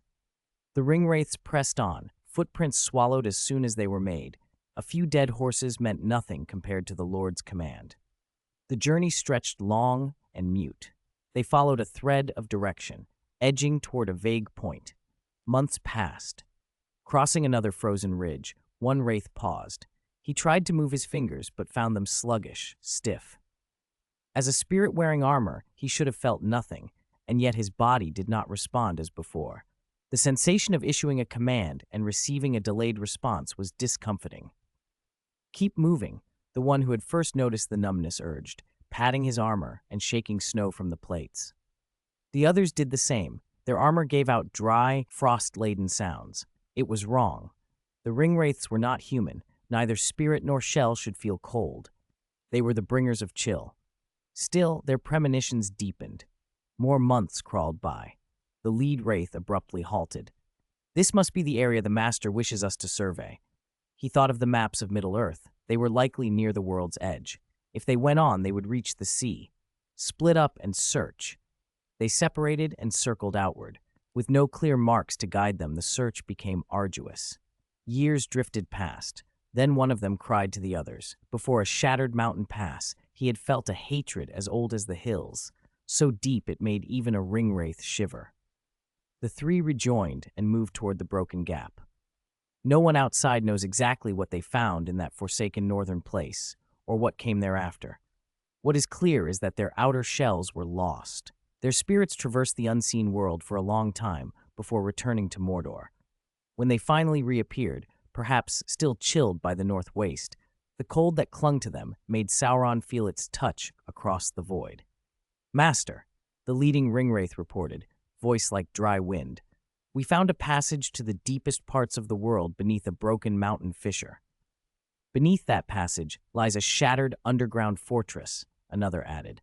"And within, the first finished, are many things we know of, and yet more evil than we." Chapter 294, The Great Wall. After the battle with the Balrog of Erebor, a long peace followed. For several years, there were no major disturbances. During that time, the rangers stationed near Roadside Fort finally mapped the expanse of the Ettenmoors and pushed deeper into the waste year by year. As they advanced, they found ruined buildings and broken outposts from the old kingdom of Arnor. Using those ruins as bases, the rangers rebuilt bastions and steadily reinforced their defenses, standing watch against the remnants of Angmar to the north and the orc hordes from Mount Graham beyond the Misty Mountains. The Lonely Land enjoyed a fragile peace. From South Ridge to North Ridge, from the Weather Hills to the Troll Forest, and on to Rivendell, there were no signs of orcs or ogres in that region any longer. But the price was high. Driven from the wilderness, the orcs were funneled deeper into the heart of the Ettenmoors, where they joined forces with the Witch King's remnants and mountain trolls to form a considerable army. Pressure on the southern Ettenmoors' border guards grew immense. They had to be constantly vigilant for movements from the north and keep enough men on hand to prevent a full-scale assault from breaking through. As the Rangers established new defensive lines, the orcs' living space contracted, and this area became a hotbed of nightly clashes. Fighting along the northern front of the Lonely Land became far harsher than in previous years. The number of Rangers awarded Excellent Ranger nearly doubled over 2 years. The stalemate dragged on. Just as both sides were wondering how it might be broken, Li Wei, idle at home, wandered into the moors. He looked over the cold, snow-swept waste and the fiercely contested front line. After a moment's thought, he took out his blocks, linked together the fortresses the Rangers had rebuilt on Arnor's old outposts, and then extended them farther to either side. He kept building like that for years, cutting down wave after wave of orcs, felling ogres, and dismantling strongholds as he went. In the spring of 2967, a great wall stood across the Ettenmoors, holding back swarms from Angmar and Mount Graham. From end to end, it disappeared into the distance. The deadlock at last had a terminus. With the Great Wall as a solid bulwark, the pressure on the Rangers eased. They could man the old outposts and fortresses without the constant worry of being overrun. The fighting never stopped, but now the Rangers had an absolute fallback. Their operational model changed. Some left the roving patrols and specialized in garrisoning the wall's fortresses to watch and defend. Over time, these men were separated out into an important branch of the Rangers called the Watchers. Local historians, suddenly inundated with new events, found themselves busier than ever. They hurried to put pen to paper and record every change. Travelers from distant lands came to marvel at the new wonder in the north, while those who had been nearby never forgot the sight they had seen. A figure laying block after block, building an unbroken wall across the moor. That image was etched into many memories and became a story people told for years. Another year passed. In the spring of 2968, Li Wei came down to Dale to wander the town. As always, it was flourishing. For the umpteenth time, he took his habitual seat at the window table and waited for Bard to brew tea. He had sat there so often that the place had become almost his. Others rarely touched it. Bard usually took the opposite chair while conducting business so that Li Wei could sit down and speak plainly, or sit in companionable silence over afternoon tea. Sometimes Bane joined them, dragging another chair to the little table, taking some of Bard's work while listening in on their conversation and occasionally chiming in. "I was too naive," Bard said, rummaging in a cupboard for snacks. "I never expected another architectural wonder to spring up in my lifetime. I'd like to see how long that Great Wall really is." "It's not that long," Li Wei said simply. "I don't believe you," Bard answered, grinning as he set a pile of biscuits and dried fruits on the table. Li Wei took a sip of tea and moved on. "How is Erebor these days?" Bard, settling opposite him, arranged the snacks. "Most places are repaired, good as new. You should go see it." "That's good." Li Wei nodded, then looked at Bane. The young man, no, the seasoned warrior, had been left in charge of Dale after graduating from Roadside Fort. He had earned the command on his own merits and by the townspeople's recommendation. Time passes. The boy from back then has grown into a man you can entrust with great responsibility. Bard's eyes twinkled. "Yes, he needs to take on more. Will you be staying a while this time?" Bard rarely asked Li Wei to linger. "Of course," Li Wei said readily, partly curious. He knew Bard, the master archer, would never fire without aiming at a target. Bard patted Bane's broad shoulder. "Our young man is getting married next month. He's in love with a kind, beautiful woman." "Oh?" Li Wei looked at Bane and smiled. "Excellent, congratulations." He laid his other hand on Bane's shoulder and added, "I'll stay another month, then, to see the couple properly." Under the amused looks of the two elder men, Bane went a little red and fidgeted.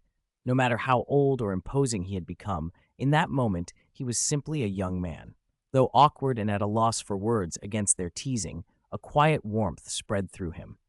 One of them felt like a father by blood.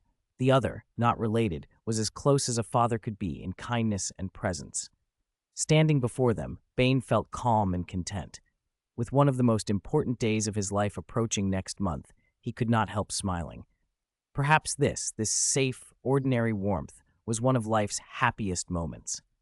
Chapter 295, Feasts and Feasts. When willow branches unfurled fresh buds and the snow along the roadside finally melted to reveal the green grass beneath, River Valley City celebrated a joyous day, Bane's wedding. In the great hall, surrounded by relatives and friends, a tall, handsome man and a pure, beautiful young woman exchanged vows and rings, pledging themselves to one another. Bard, dressed formally, led the applause from beside the newlyweds with a kindly smile. The guests below the dais, and a few curious residents, followed his lead, doing their best to build the atmosphere. By all rights, the bride and groom should have been the center of attention, but they weren't the only ones drawing glances. On one side stood a figure it was impossible to ignore. Many eyes kept drifting that way. "Good, truly good," people murmured. Li Wei applauded too, offering his blessings, and allowed himself to be carried off into memory. He remembered the first time he'd met the boy, 11 or 12, eyes wide with innocence, someone he had to look down at to speak to. The first time the child called him uncle, Li Wei could barely reach his head. Now the boy was as tall as he was, if not taller. Li Wei had to lift his hand high to pat his shoulder. There was steadiness and ambition in those eyes now. That was growth. After the ring exchange, Bane led his bride through the sea of guests to Bard and embraced him. With that gesture, Bane was recognized as having started his own household. Bard's face softened into relief, smiling so broadly that lines appeared at his temples. Bane and his wife then moved to Li Wei and bowed. Seeing Bane hesitate, Li Wei opened his arms and pulled the young man in for a hug. Bane froze for a heartbeat, then smiled and returned the embrace. Li Wei was never a proud, the unapproachable man. He would have hugged strangers too, probably, unless they had foul intent. A hot burst ran up Bane's arm. Li Wei glanced down at his dragon-flame steel armor and realized with a guilty cough that he had forgotten to change. He had accidentally scorched the boy with that hug. He let himself laugh it off, consider it a test of the kid's will. After the hug, he gently guided Bane and his bride onward. "Go, live well," he said. "Come back anytime. We're all here." Bane nodded and left with his wife.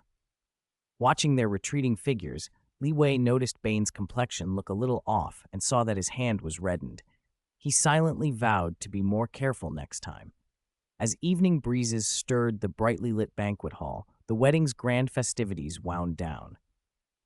Li Wei stayed in River Valley City for a time, then rode on to the Lonely Mountain. That place had seen plenty of trouble and had been rebuilt twice. Walking through the new halls and strongholds, Li Wei approved. "Very sturdy," he said. "Of course it is," Thorin replied with a wry tone. "We reinforced parts of the structure. If another giant dragon or Balrog ever comes, it won't be able to crash through so easily. And we've prepared weapons to deal with big invaders," one of the dwarves added. "If anyone tries to march in again, they'll find out the hard way." Li Wei smiled inwardly and thought there probably wouldn't be a next time. Since the Balrog's death, the dwarves had been quiet. The creature's head hung on the city wall like a grim warning. Even if the cold dragons from the northern wastes grew bold, they would have to consider whether it was worth challenging the strength that had taken down the Balrog. Barring accidents, the dwarves would prosper steadily now. After his short tour and inspection of the Lonely Mountain, Li Wei slipped back through Hellgate and returned to Roadside Fort. The seasons turned, from warm to sweltering, then to cool and fresh, and the world edged toward autumn, the season of harvest and decay. In mid-September, Li Wei mounted his horse and rode west for the Shire. His destination was Bag End in Hobbiton. He knocked on the round green door. Creak. Bilbo opened it and looked up. "Oh, Li Wei. Long time no see." Li Wei greeted, then quickly changed into different armor to make sure he wouldn't scald the elderly hobbit. He bowed slightly and hugged him. "I'm glad to see you're still so lively." "I'm very well," Bilbo said, his face lined with age but bright with spirit.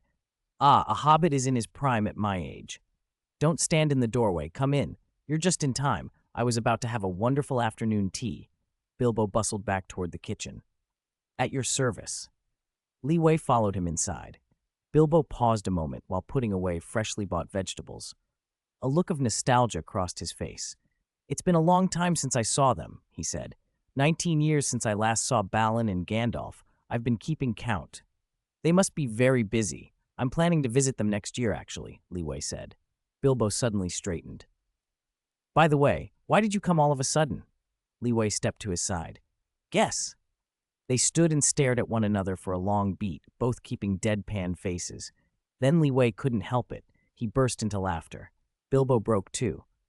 "Of course," Bilbo said with a smile. "I should have known." Li Wei had not forgotten. It was September 21st, and Bilbo's birthday was tomorrow, the 22nd. Li Wei slept in the spare room Bilbo had kept for him that night.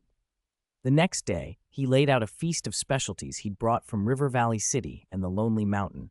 Blueberry pie, lemon cake, apple crisp, marzipan, cherry pie, cream cram, honey bread, a massive bone-in roast, and a selection of special seasoning sauces. Then he placed a large cake he'd made himself in the center of the table. The spread completely filled the hobbit-sized dining room. "Oh, my Bag End. When will I ever finish all this?" Bilbo sighed happily, faced with a very pleasant problem. Chapter 296, and Invitations to Feasts, Burp. On Bilbo's birthday evening, with a satisfied belch, he leaned back and surveyed the table. More than half of the food remained. "It's delicious, but I can't eat another bite. But I could manage a small glass of wine." He looked to Li Wei. "How about you?" "A glass for me too," Li Wei said, reclining in his chair. His appetite was far smaller than Bilbo's. Whatever had been eaten at the feast was mostly the work of Bilbo's enormous stomach. Even so, not even that appetite could finish a table piled with oversized roast meats and an enormous cake. This time the hobbit had lost. A servant poured wine and Li Wei took a sip, distinct from the roadside inn's vintage, different but no worse. He smiled. Truly good. Night deepened. Li Wei sat on a chair in front of Bag End, savoring the wine and watching the star-strewn sky. One star shone brighter than the others, the star of great hope, the light of Arendil. Not truly a star, its brilliance came from a Silmaril born upon Arendil's brow. Beyond the gates of the world, he sailed the Vingalot, the fairest ship, forever patrolling the heavens. Arundel was the father of Elrond. Across ages, Elrond had watched his twin brother choose mortality and then had watched the brother's descendants age and die. Li Wei wondered what Elrond felt when, on a clear night, he looked up at that steady light. Elrond's life had been threaded with tragedy and partings. He bore the blood of the 3 great elven houses, 3 great human houses, and a trace of Maya. His father had sailed away when he was 2. His mother had been driven to suicide when he was 6, and he and his brother were raised by the very enemy who had caused it. That enemy did not mistreat them. He treated the boys with care, creating complicated feelings between them. Later, the killer suffered his own torment, roaming the shores in remorse like a ghost and leaving the world in a fate no one truly knew. Again, Elrond lost another loved one. His life was made of solitude and pain, a long string of farewells. "This fellow has known little happiness," Li Wei murmured, shaking his head. He closed his eyes and, without realizing it, fell asleep in the chair. A faint creak woke him. Dawn was breaking. He opened his eyes and found a blanket draped over his shoulders. In the yard, a small, careful postman was slipping a letter into Bilbo's mailbox. Seeing his movement seemed to startle Li Wei. The postman flushed with embarrassment. "Oh, I'm so sorry. I tried to be as quiet as I could. I didn't mean to wake you." "It's all right. I shouldn't have slept out here," Li Wei said, waving it off. The postman's voice had been soft, Hobbit soft. In battlefields where noise and danger had been constant, Li Wei still kept attentive to any odd sound. Yet the little mail carrier had approached without him noticing. After dropping the letter in, the postman straightened and peered at Li Wei. "Excuse me, are you Li Wei?" "Yes." Li Wei nodded. "It's really you. I've heard so many stories."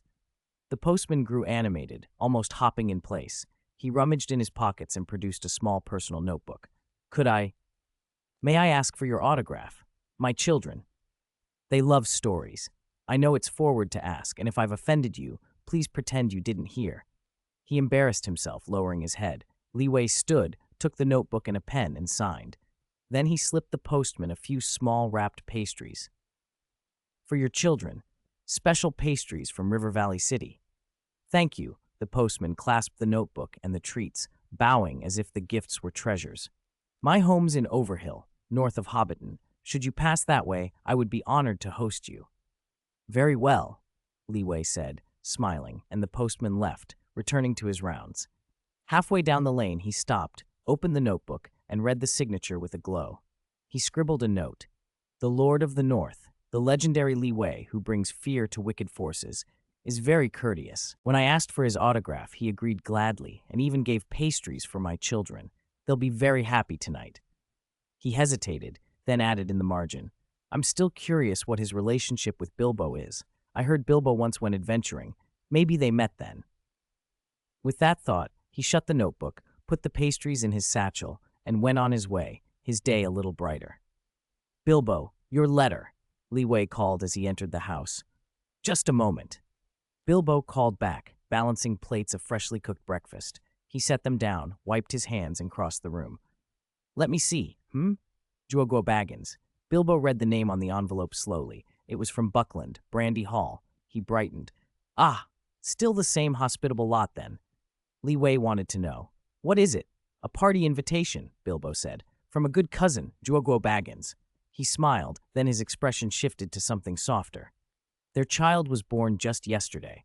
Remarkable. This child shares my birthday." Bilbo's voice carried a thread of wistfulness. "They're following old Gorbodoc Brandybuck's example and throwing a proper feast at Brandy Hall to celebrate the baby's healthy arrival." "Let me see." Li Wei leaned in as Bilbo opened the letter. "The child already has a name," Bilbo read aloud.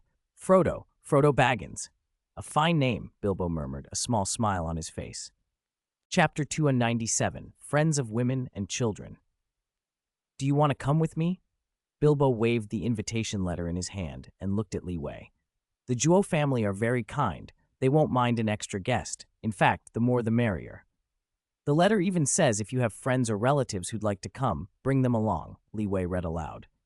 "Then I won't be polite," Bilbo said at once. He happened to have a few barrels of good wine in his pack to offer as a gift to the Juo family.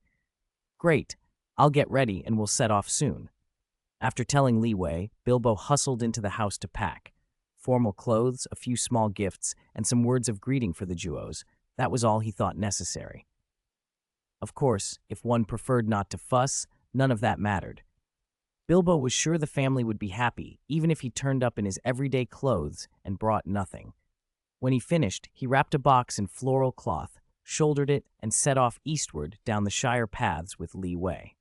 Bilbo led the way, chatting as they walked. Zhuo's wife Brandybuck's father, Gorbodoc Brandybuck, used to hold feasts at Brandy Hall, every time the hall overflowed with delicacies from all over. Bilbo's face filled with admiration. That old fellow was a real gentleman. We called him Big-Bellied Gorbodoc, not just because of his belly, but because he was generous to a fault. I heard he even once hosted a roadside fort food appreciation convention, Bilbo sighed. Shame I missed that. Is he still at Brandy Hall? Li Wei asked. No, he's not. Bilbo shook his head with regret. He passed away 5 years ago. That's a pity, Li Wei said softly. Everyone grows old, I suppose. Bilbo seemed to realize something then, hesitated for a moment, shrugged it off, and walked on. Hobbiton wasn't far from Buckland, only a town and 2 hamlets between them, and though they took their time, they arrived before the feast began. They paused at the Green Dragon in Bywater for a pint of local ale. After one gulp, they both had foam on their lips and laughed as if they'd suddenly grown beards. In the afternoon, they crossed Brandywine Bridge and reached Buckland, going straight to the banquet house. Hey, Zhuo! Bilbo called to a stout hobbit arranging plates. Oh, Bilbo! Zhuo turned around, a little flustered but smiling widely. He was a cheerful fellow, his magnanimity matched by his girth. He hurried over, wiped his hands, and hugged Bilbo as if it was the most natural thing in the world. Bilbo handed over his wrapped gift. Thank you, Zhuo said, taking it. I have to introduce you. This is my friend Li Wei. Not sure if you recognize him. Bilbo began. The name rings a bell. Zhuo mumbled, then looked up and froze. Your Excellency, hello. He grasped Li Wei's hand. Is it really you? Am I dreaming? If you mean the Lord of Roadside Fort, then yes, Li Wei answered with a slight bow. Li Wei, at your service, he said. I brought a few barrels of wine. Where should I put them? Li Wei asked. Please follow me, Mr. Li Wei. Zhuo didn't bother with the plates he'd been carrying. He seized Bilbo's gift, practically dragged Li Wei toward the house, and left Bilbo standing on the doorstep. Bilbo looked as if he had something to say, then watched them go with a helpless pout. He hadn't even gotten 2 sentences out before his cousin abandoned him. How rude. But he relented and followed the pair inside. When Li Wei set the barrels down, Zhuo moved them straight to the most prominent spot in the cellar and set them on display. Cough, cough! Bilbo cleared his throat from the doorway. Don't forget me, Cousin Bilbo. Quick, have some tea. All right, the tea is good, Zhuo said, turning back to fetch a cup. Bilbo sat and forgave the slight snub. Outside, fields of wheat and corn trembled in the wind, and the distant windmills turned lazily. The banquet that evening was especially lively. As the sun set and the great star of hope rose in the sky, Zhuo's wife Primula finally found a moment to step out and rest. Frodo's asleep at last, she sighed. My sister helped a lot, thank goodness. You've worked hard, Zhuo said, ignoring the others and drawing her into a fond embrace. The couple looked very much in love, both rather plump and healthy. Next to them, Bilbo seemed almost slender. You were with Frodo just now, and you missed it, Zhuo told Primula. I must introduce you to an important guest. He brought his wife in front of Li Wei. Oh, Primula's eyes widened. She almost jumped. I didn't expect. It's really you. You're as tall and strong as they say. By the way, someone recently mentioned a great wall to the north that's nearly as long as the Shire. Is that true? I've always wanted to see it. It is true. I helped build it, Li Wei answered. But I wouldn't recommend you go to see it. There are many ferocious wargs and orcs who attack both grown-ups and children. You should be very careful. That single warning mostly snuffed out the hobbit's eager curiosity, but it also led to more questions and talk. As Li Wei told stories, a crowd of hobbits gathered, especially women and children. Before long, Zhuo and Bilbo were jostled aside, left to watch as the group clustered around Li Wei, chatting and laughing. The two exchanged helpless looks. He's very popular with the children, Bilbo observed, taking a small sip of tea. That's not quite right, Zhuo muttered. Those aren't just children. The little ones were drawn by curiosity and the chance to hear tales firsthand. But children are naturally mischievous and liable to act out, so their parents, mostly mothers, hovered nearby to keep an eye on them. Soon the mothers, each holding a child, were listening too, completely absorbed. Bilbo watched the merry scene and suddenly chuckled. He could already imagine the new nickname that would spread through the Shire after this night: Friend of Women and Children. Chapter 298, Sky Gardens and Water Cities. Outside, a soldier called loudly, "General, there are only some weapons here." "There's no one." "How many weapons?" Wei Wentong asked. "About 100 or so," another answered. Sun Lei hurried to Wei Wentong. "General, we're a martial arts school. We're legally allowed to keep a small number of weapons. All our weapons are registered with the county yamen. We even have the registration form stamped." A soldier pointed to the ground. "General, there are pipes here." Wei Wentong stepped forward and peered down. 2 long trenches ran along the ground, with a dozen thick pipes set into the trench walls. "What are these?" "They're ventilation shafts for the underground storerooms. All underground storerooms need ventilation, otherwise anyone who goes down would suffocate." Sun Lei's face tightened. The shaft's lengths clearly didn't match the storerooms below. Any careful inspection would reveal the discrepancy, the one fatal flaw of their secret underground chambers. Several soldiers moved closer. Just then, Yuan Chengdu appeared and reported, "My men found a ladder on the north side of the block wall. Fresh blood on it. The assassin might already have escaped from Ani block." "What?" Wei Wentong's face went hard. "Withdraw the men and head for the north block wall." He didn't waste time with a thorough search of Gentian Martial Arts School. Leading his soldiers, he rushed out toward the north block wall. Yuan Chengdu shot Sun Lei a meaningful look before turning and leaving with his men. Sun Lei let out a long sigh of relief, sweat soaking his back. Afraid they might return, he didn't dare go down to notify Xiao Xia. He quickly shut the iron door. Inside the secret room, Zhang Qiao's color had improved enough that Xiao Xia judged he could pull out the arrow. He whispered, "I'll pull out the arrow and treat the wound. Bear with it." Zhang Qiao nodded faintly. Xiao Xia struck a fire starter and lit a lantern. As he worked, he felt a chill along her chest. The cloth she'd been wrapped in had slipped, revealing a broad area of skin. Zhang Qiao buried her face shyly in his arms. Xiao Xia gripped the arrow shaft, braced himself, and pulled hard. Zhang Qiao cried out in a single, piercing sound and immediately fainted as blood gushed from the wound. Xiao Xia was ready. He scooped a paste of crushed Vajra pills mixed with wine from a golden bowl, pressed it into the wound, and spread it around. Zhang Qiao snapped awake to the burning pain of the medicine and a hand moving across her chest. Overcome with embarrassment, she bit Xiao Xia's arm. He smiled wryly. He wasn't taking advantage of her. There simply wasn't any other way. Her wound lay where it did. The Vajra paste worked its miracle. The bleeding stopped at once. Xiao Xia tore a long strip from his undershirt, bound the wound, then slipped his coat over her. You're bullying me." Zhang Qiao's eyes brimmed with tears. Xiao Xia said nothing. He lowered his head and kissed her. She struggled twice, then stopped, wrapped an arm around his neck, and returned the kiss. When they parted, he stroked her face. "Little senior sister, you should tell me the truth." Tears welled in her eyes. "I don't want to leave you either, but I want revenge. I thought I was going to die, so Old grievances not yet avenged, and now new ones have been added," Xiao Xia finished quietly. The memory of her aunt's death hit Zhang Qiao like a physical blow. She flung herself up, frantic. "Let me go! I have to see my aunt!" Xiao Xia held her fast. "Don't be foolish. Your aunt is dead. You can't bring her back by rushing out now. There are soldiers everywhere. If you die, then her death will have been for nothing." Grief swallowed Zhang Qiao. She buried her face in his chest and sobbed until her shoulders shook. Eventually she calmed. At that moment there was a knock at the outer door. Sun Lei called through it, "Young master, they've all withdrawn." Xiao Xia nodded. "Fetch a blanket, a large one." Sun Lei went up to get it, while Xiao Xia gathered Zhang Qiao and opened the stone door. When Sun Lei returned, he handed over a thick blanket. Xiao Xia wrapped her in it, carried her to a nearby room, laid her on a bed, covered her with a quilt, and whispered, I'll check if the wound has split. Zhang Chao had recovered enough to sit up. She blushed and looked away. Don't touch it with your hand, only look. Don't look anywhere else. Xiaoxia grinned. I'll keep the rest covered. He eased the quilt aside and peered.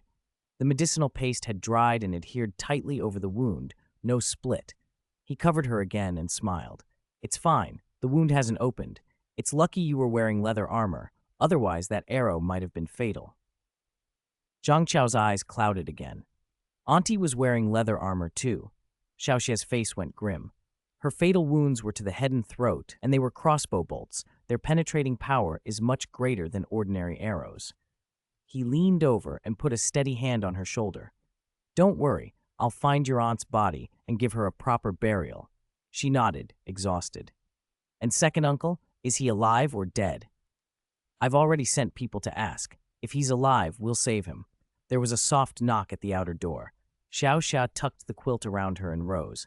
Sun Lei slipped in and lowered his voice. Your men report one female assassin dead, and one male was struck by 2 arrows but got away. Qinglong Temple is near the wall. He climbed it and vanished into the moat. Xiaoxia exhaled, relieved that Zhang Jue had escaped. Anything else? Sun Lei hesitated. There's something odd. What? Someone set ladders on both the inside and outside of the north block wall, which led Wei Wentong to think the assassin escaped that way. Someone else gave false testimony, saying a person in white carried the assassin toward Vermilion Bird Street. Wei Wentong took men in that direction to pursue. Was it Sister Li who arranged that? I asked her. It wasn't her. Someone's helping us in secret. I suspect Yuan Chengdu. Xiaoxia frowned. Why?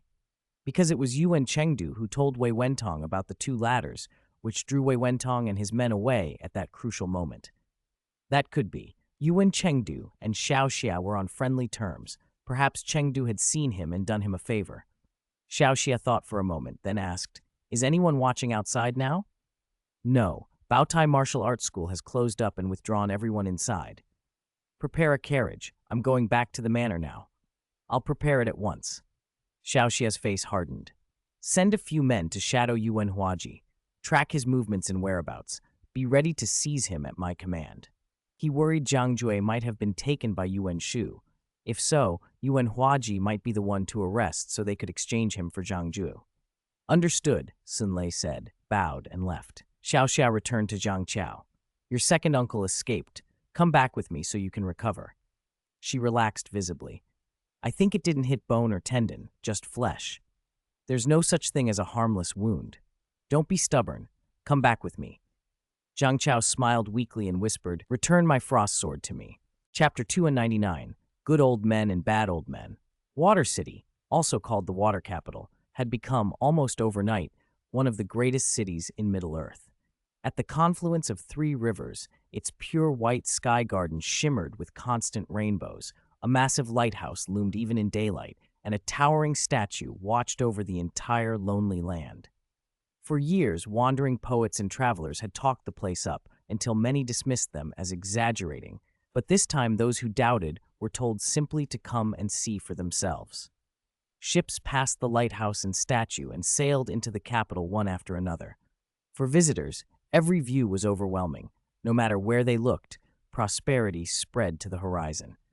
People sighed in amazement that for once the storytellers had not lied. Water City was not just a scenic marvel. At its heart sat a massive shipyard, and the most prominent practice-class flagship docked among fleets of other vessels. Constant reminders that when need arose, this was not merely a pleasure garden, but a war city. In comparison, Long Lake Town is like a little village. In the year 2972, Bard seldom came west of the Misty Mountains. Now he sat with Li Wei in a small wooden boat, Bard rowing at the bow, Li Wei loafing at the stern. Rowing required skill, and Bard's hand was sure. He had grown up in Long Lake Town, hauling empty wine barrels to and from the Black Forest. Even so, as he pulled the oars, he let them rest sometimes and sighed. Wow! He wiped his brow and chuckled at time's passage. In younger days, that distance would have meant nothing. He could have rowed a boat full of dwarves north to south and back again. Now, let me do it, Li Wei said, taking the oars and letting Bard sit back and enjoy the breeze. Bard tilted his head, taking in the passing banks. Splash. The boat drifted on. Bard squinted, then pointed. Huh? That person? Is that a wizard? In white robes, he's waving. Li Wei turned to look in the direction Bard indicated and saw a familiar, serious face. Saruman, the white wizard, standing on the shore. Bard's sight was sharp. Don't look, Li Wei murmured. It'll bring trouble. But the man on the bank had already seen them. I saw you. Planning to ignore me? Saruman called. Li Wei had no choice but to row closer. Our white has been visiting quite often lately, Bard remarked as they landed. Is that so? Saruman peered at Li Wei as he stepped ashore and then glanced at Bard.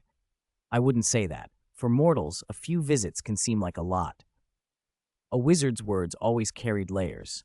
Li Wei kept his silence and asked, What brings the white wizard here this time? Nothing, Saruman said, shaking his head. I was told the scenery is beautiful. I came for a stroll. Li Wei's suspicion prickled. Could Saruman be so innocent? He glanced subtly at Saruman, at the sign of his deeds, at the numbers that marked a man's contributions to the lands. For someone to be wandering here and paying attention to the city could mean many things. He noticed something small but telling. Saruman's contribution score dropped, if only slightly. What did you do? Li Wei asked sharply. Me? Saruman looked genuinely puzzled. I did nothing. This is my territory, Li Wei said. Nothing you do is hidden from me. Stop with the accusations, Saruman said lightly. If you think I did something, go see for yourself. Don't make wild accusations by the river. Li Wei stared. The dip in Saruman's score had been tiny. Overall, the White Wizard's number remained positive and substantial. He could press the issue, find proof, expose him, but without evidence, the best he'd get was an ugly fight. Beating the old man senseless would only make Li Wei look petty, bullying an elder, making trouble where there was none. And if Saruman truly were driven to extremes, it could still rebound on Li Wei's reputation. It was wiser to let it go for now. All right, Li Wei said. Enjoy the city. If you tire of walking, stop by the riverside stronghold for tea. We'll have refreshments. That's better, Saruman said with a small smile, and the two parted. As Saruman moved away to explore the city, Li Wei let his thoughts drift. Seeing Saruman had reminded him of Isengard and Rohan, of friends and distant troubles. He realized he hadn't heard from Aragorn in a long time. The ranger had been gone more than a decade, as if vanished. How has Bane been? Li Wei asked, shifting the conversation back to nearer matters. Very well, Bard replied, eyes bright. Oh, there's something I don't think I told you. Just last year his first child was born. It's a boy. They named him Brand. Brand? Li Wei repeated. Bard's pride was clear. I heard nothing. You've been busy here for years, not coming out to River Valley City, Li Wei said. Of course you wouldn't know. I only found out late, Bard admitted. I was surveying a ruined castle north of Carl Town, a place said to have been where Rohan's ancestors once lived. Bjorn asked my opinion, Bard continued. Last month we were discussing whether to rebuild that castle as a frontier bastion against Gundabad and the Grey Mountains. Li Wei unrolled a map. Bard had not come merely to linger. He had a purpose. So that's where it is, he said, tracing the mark. Vramsburg, Li Wei read aloud. The place appeared in old histories. Once a Northman city, its people had gone south generations ago to fight beside Gondor. After aiding Gondor, they were granted land and founded Rohan. Vramsburg had been left to ruin. It can be taken and used, Bard said. Li Wei considered for a moment, then nodded. Then go ahead and do it. With the plan finalized and authorization from the highest levels, the project was set in motion. Construction and guard detachments quickly arrived at the ruins of Vramsburg, at the northernmost edge of the Anduin Valley where the range splits. North of those ruins rose the Grey Mountains, and within them lay another ruined dwarf settlement, Dane's Halls. This was not the Dane of the Iron Hills, but Dain Ois, Thorin's great-grandfather, Dain the Sixth, being the later Ironfoot of the Iron Hills. 500 years before, Dain first had led Durin's folk to settle here, only to be slain by a dragon at his own gate. The hall was then laid waste. The dwarves later moved to the Lonely Mountain and founded a new kingdom under the mountain under one of Dainwai's descendants, Thror, Thorin's grandfather, and the first king under the mountain. The history moved on. The northern folk built River Valley City beneath the Lonely Mountain. They met Smaug, and the tale continued down to the present. Watching the teams at work on the ruined city, Li Wei allowed himself a private thought. Perhaps this would be a chance to reclaim that lost dwarf settlement as well. The new project advanced smoothly. In 2972, Carl Town on the Sky Road pushed northward all the way to Vramsburg at the mountain's end. A new defensive line was built there, cutting off the Gundabad orcs' freedom to operate and forcing them back into the mountains. The foul creatures entrenched in Daneway's broken hall likewise felt the omen of coming trouble. As expansion continued, the gap between the Woodland Realm and Gundabad closed. After securing the northern reaches beyond the river valley, attention turned south. That same year, the Carltown detachment established an outpost on the Gladden Fields, the marsh where Isildur had been attacked, where Gollum found the ring, and where Saruman once took the Star of Elendil and left garrisons to watch the area. From then on, the marsh was under observation. In 2973, Li Wei traveled south. He crossed the North Bridge to the northern plateau of Rohan, then followed Voldy Avenue to the Rohirric capital to see Sengel. The meeting of old friends was warm, but Li Wei had other questions as well. How is Thorongil doing lately? Oh, that young man. Sengel smiled at the memory. He's bold on the field, daring and clever. He's driven men of the Black Land back beyond our borders more than once, and there were other raids where he routed some orcs. Once, when attacked by orcs, he alone slew 20 of them. Ask Theoden, he fought at his side. Indeed, uncle. Theoden stepped forward then. He was young, under 30, in the prime of life, full of vigor. He held the position of Grand Marshal of Rohan. Every heir to the throne trained as Grand Marshal before taking the crown. Sengel had himself been expected to serve, but he'd been unconventional and left home as soon as he came of age, so the office fell to another. What about you, Theoden? Li Wei asked lightly, meaning to tease. Theoden's face fell for a moment. Well, I suppose my skill is still wanting. That's not bad. Li Wei clapped him on the shoulder. You're already a proper warrior. Theoden straightened, pride restored. Oh, wait, I need to show you something. He reached under his tunic and produced an amulet. Li Wei took it. As his hand closed around it, the vis stored in his staff drained slightly, while the amulet slowly brightened, regaining its light. Within moments, it was fully charged again. It must have been worn down in the last skirmish. It's all right now. Li Wei returned the amulet. Theoden examined it, nodded, and stowed it away with care. And Thorongil, where is he? I don't see him.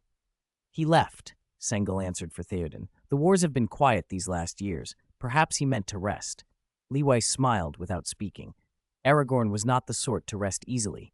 He had likely ridden to Gondor, perhaps in the company of an old man in gray robes. Ecthelion would welcome Gandalf, and they would have much to discuss. I must visit other places and old friends, Li Wei said. Sengel tried to persuade him to stay.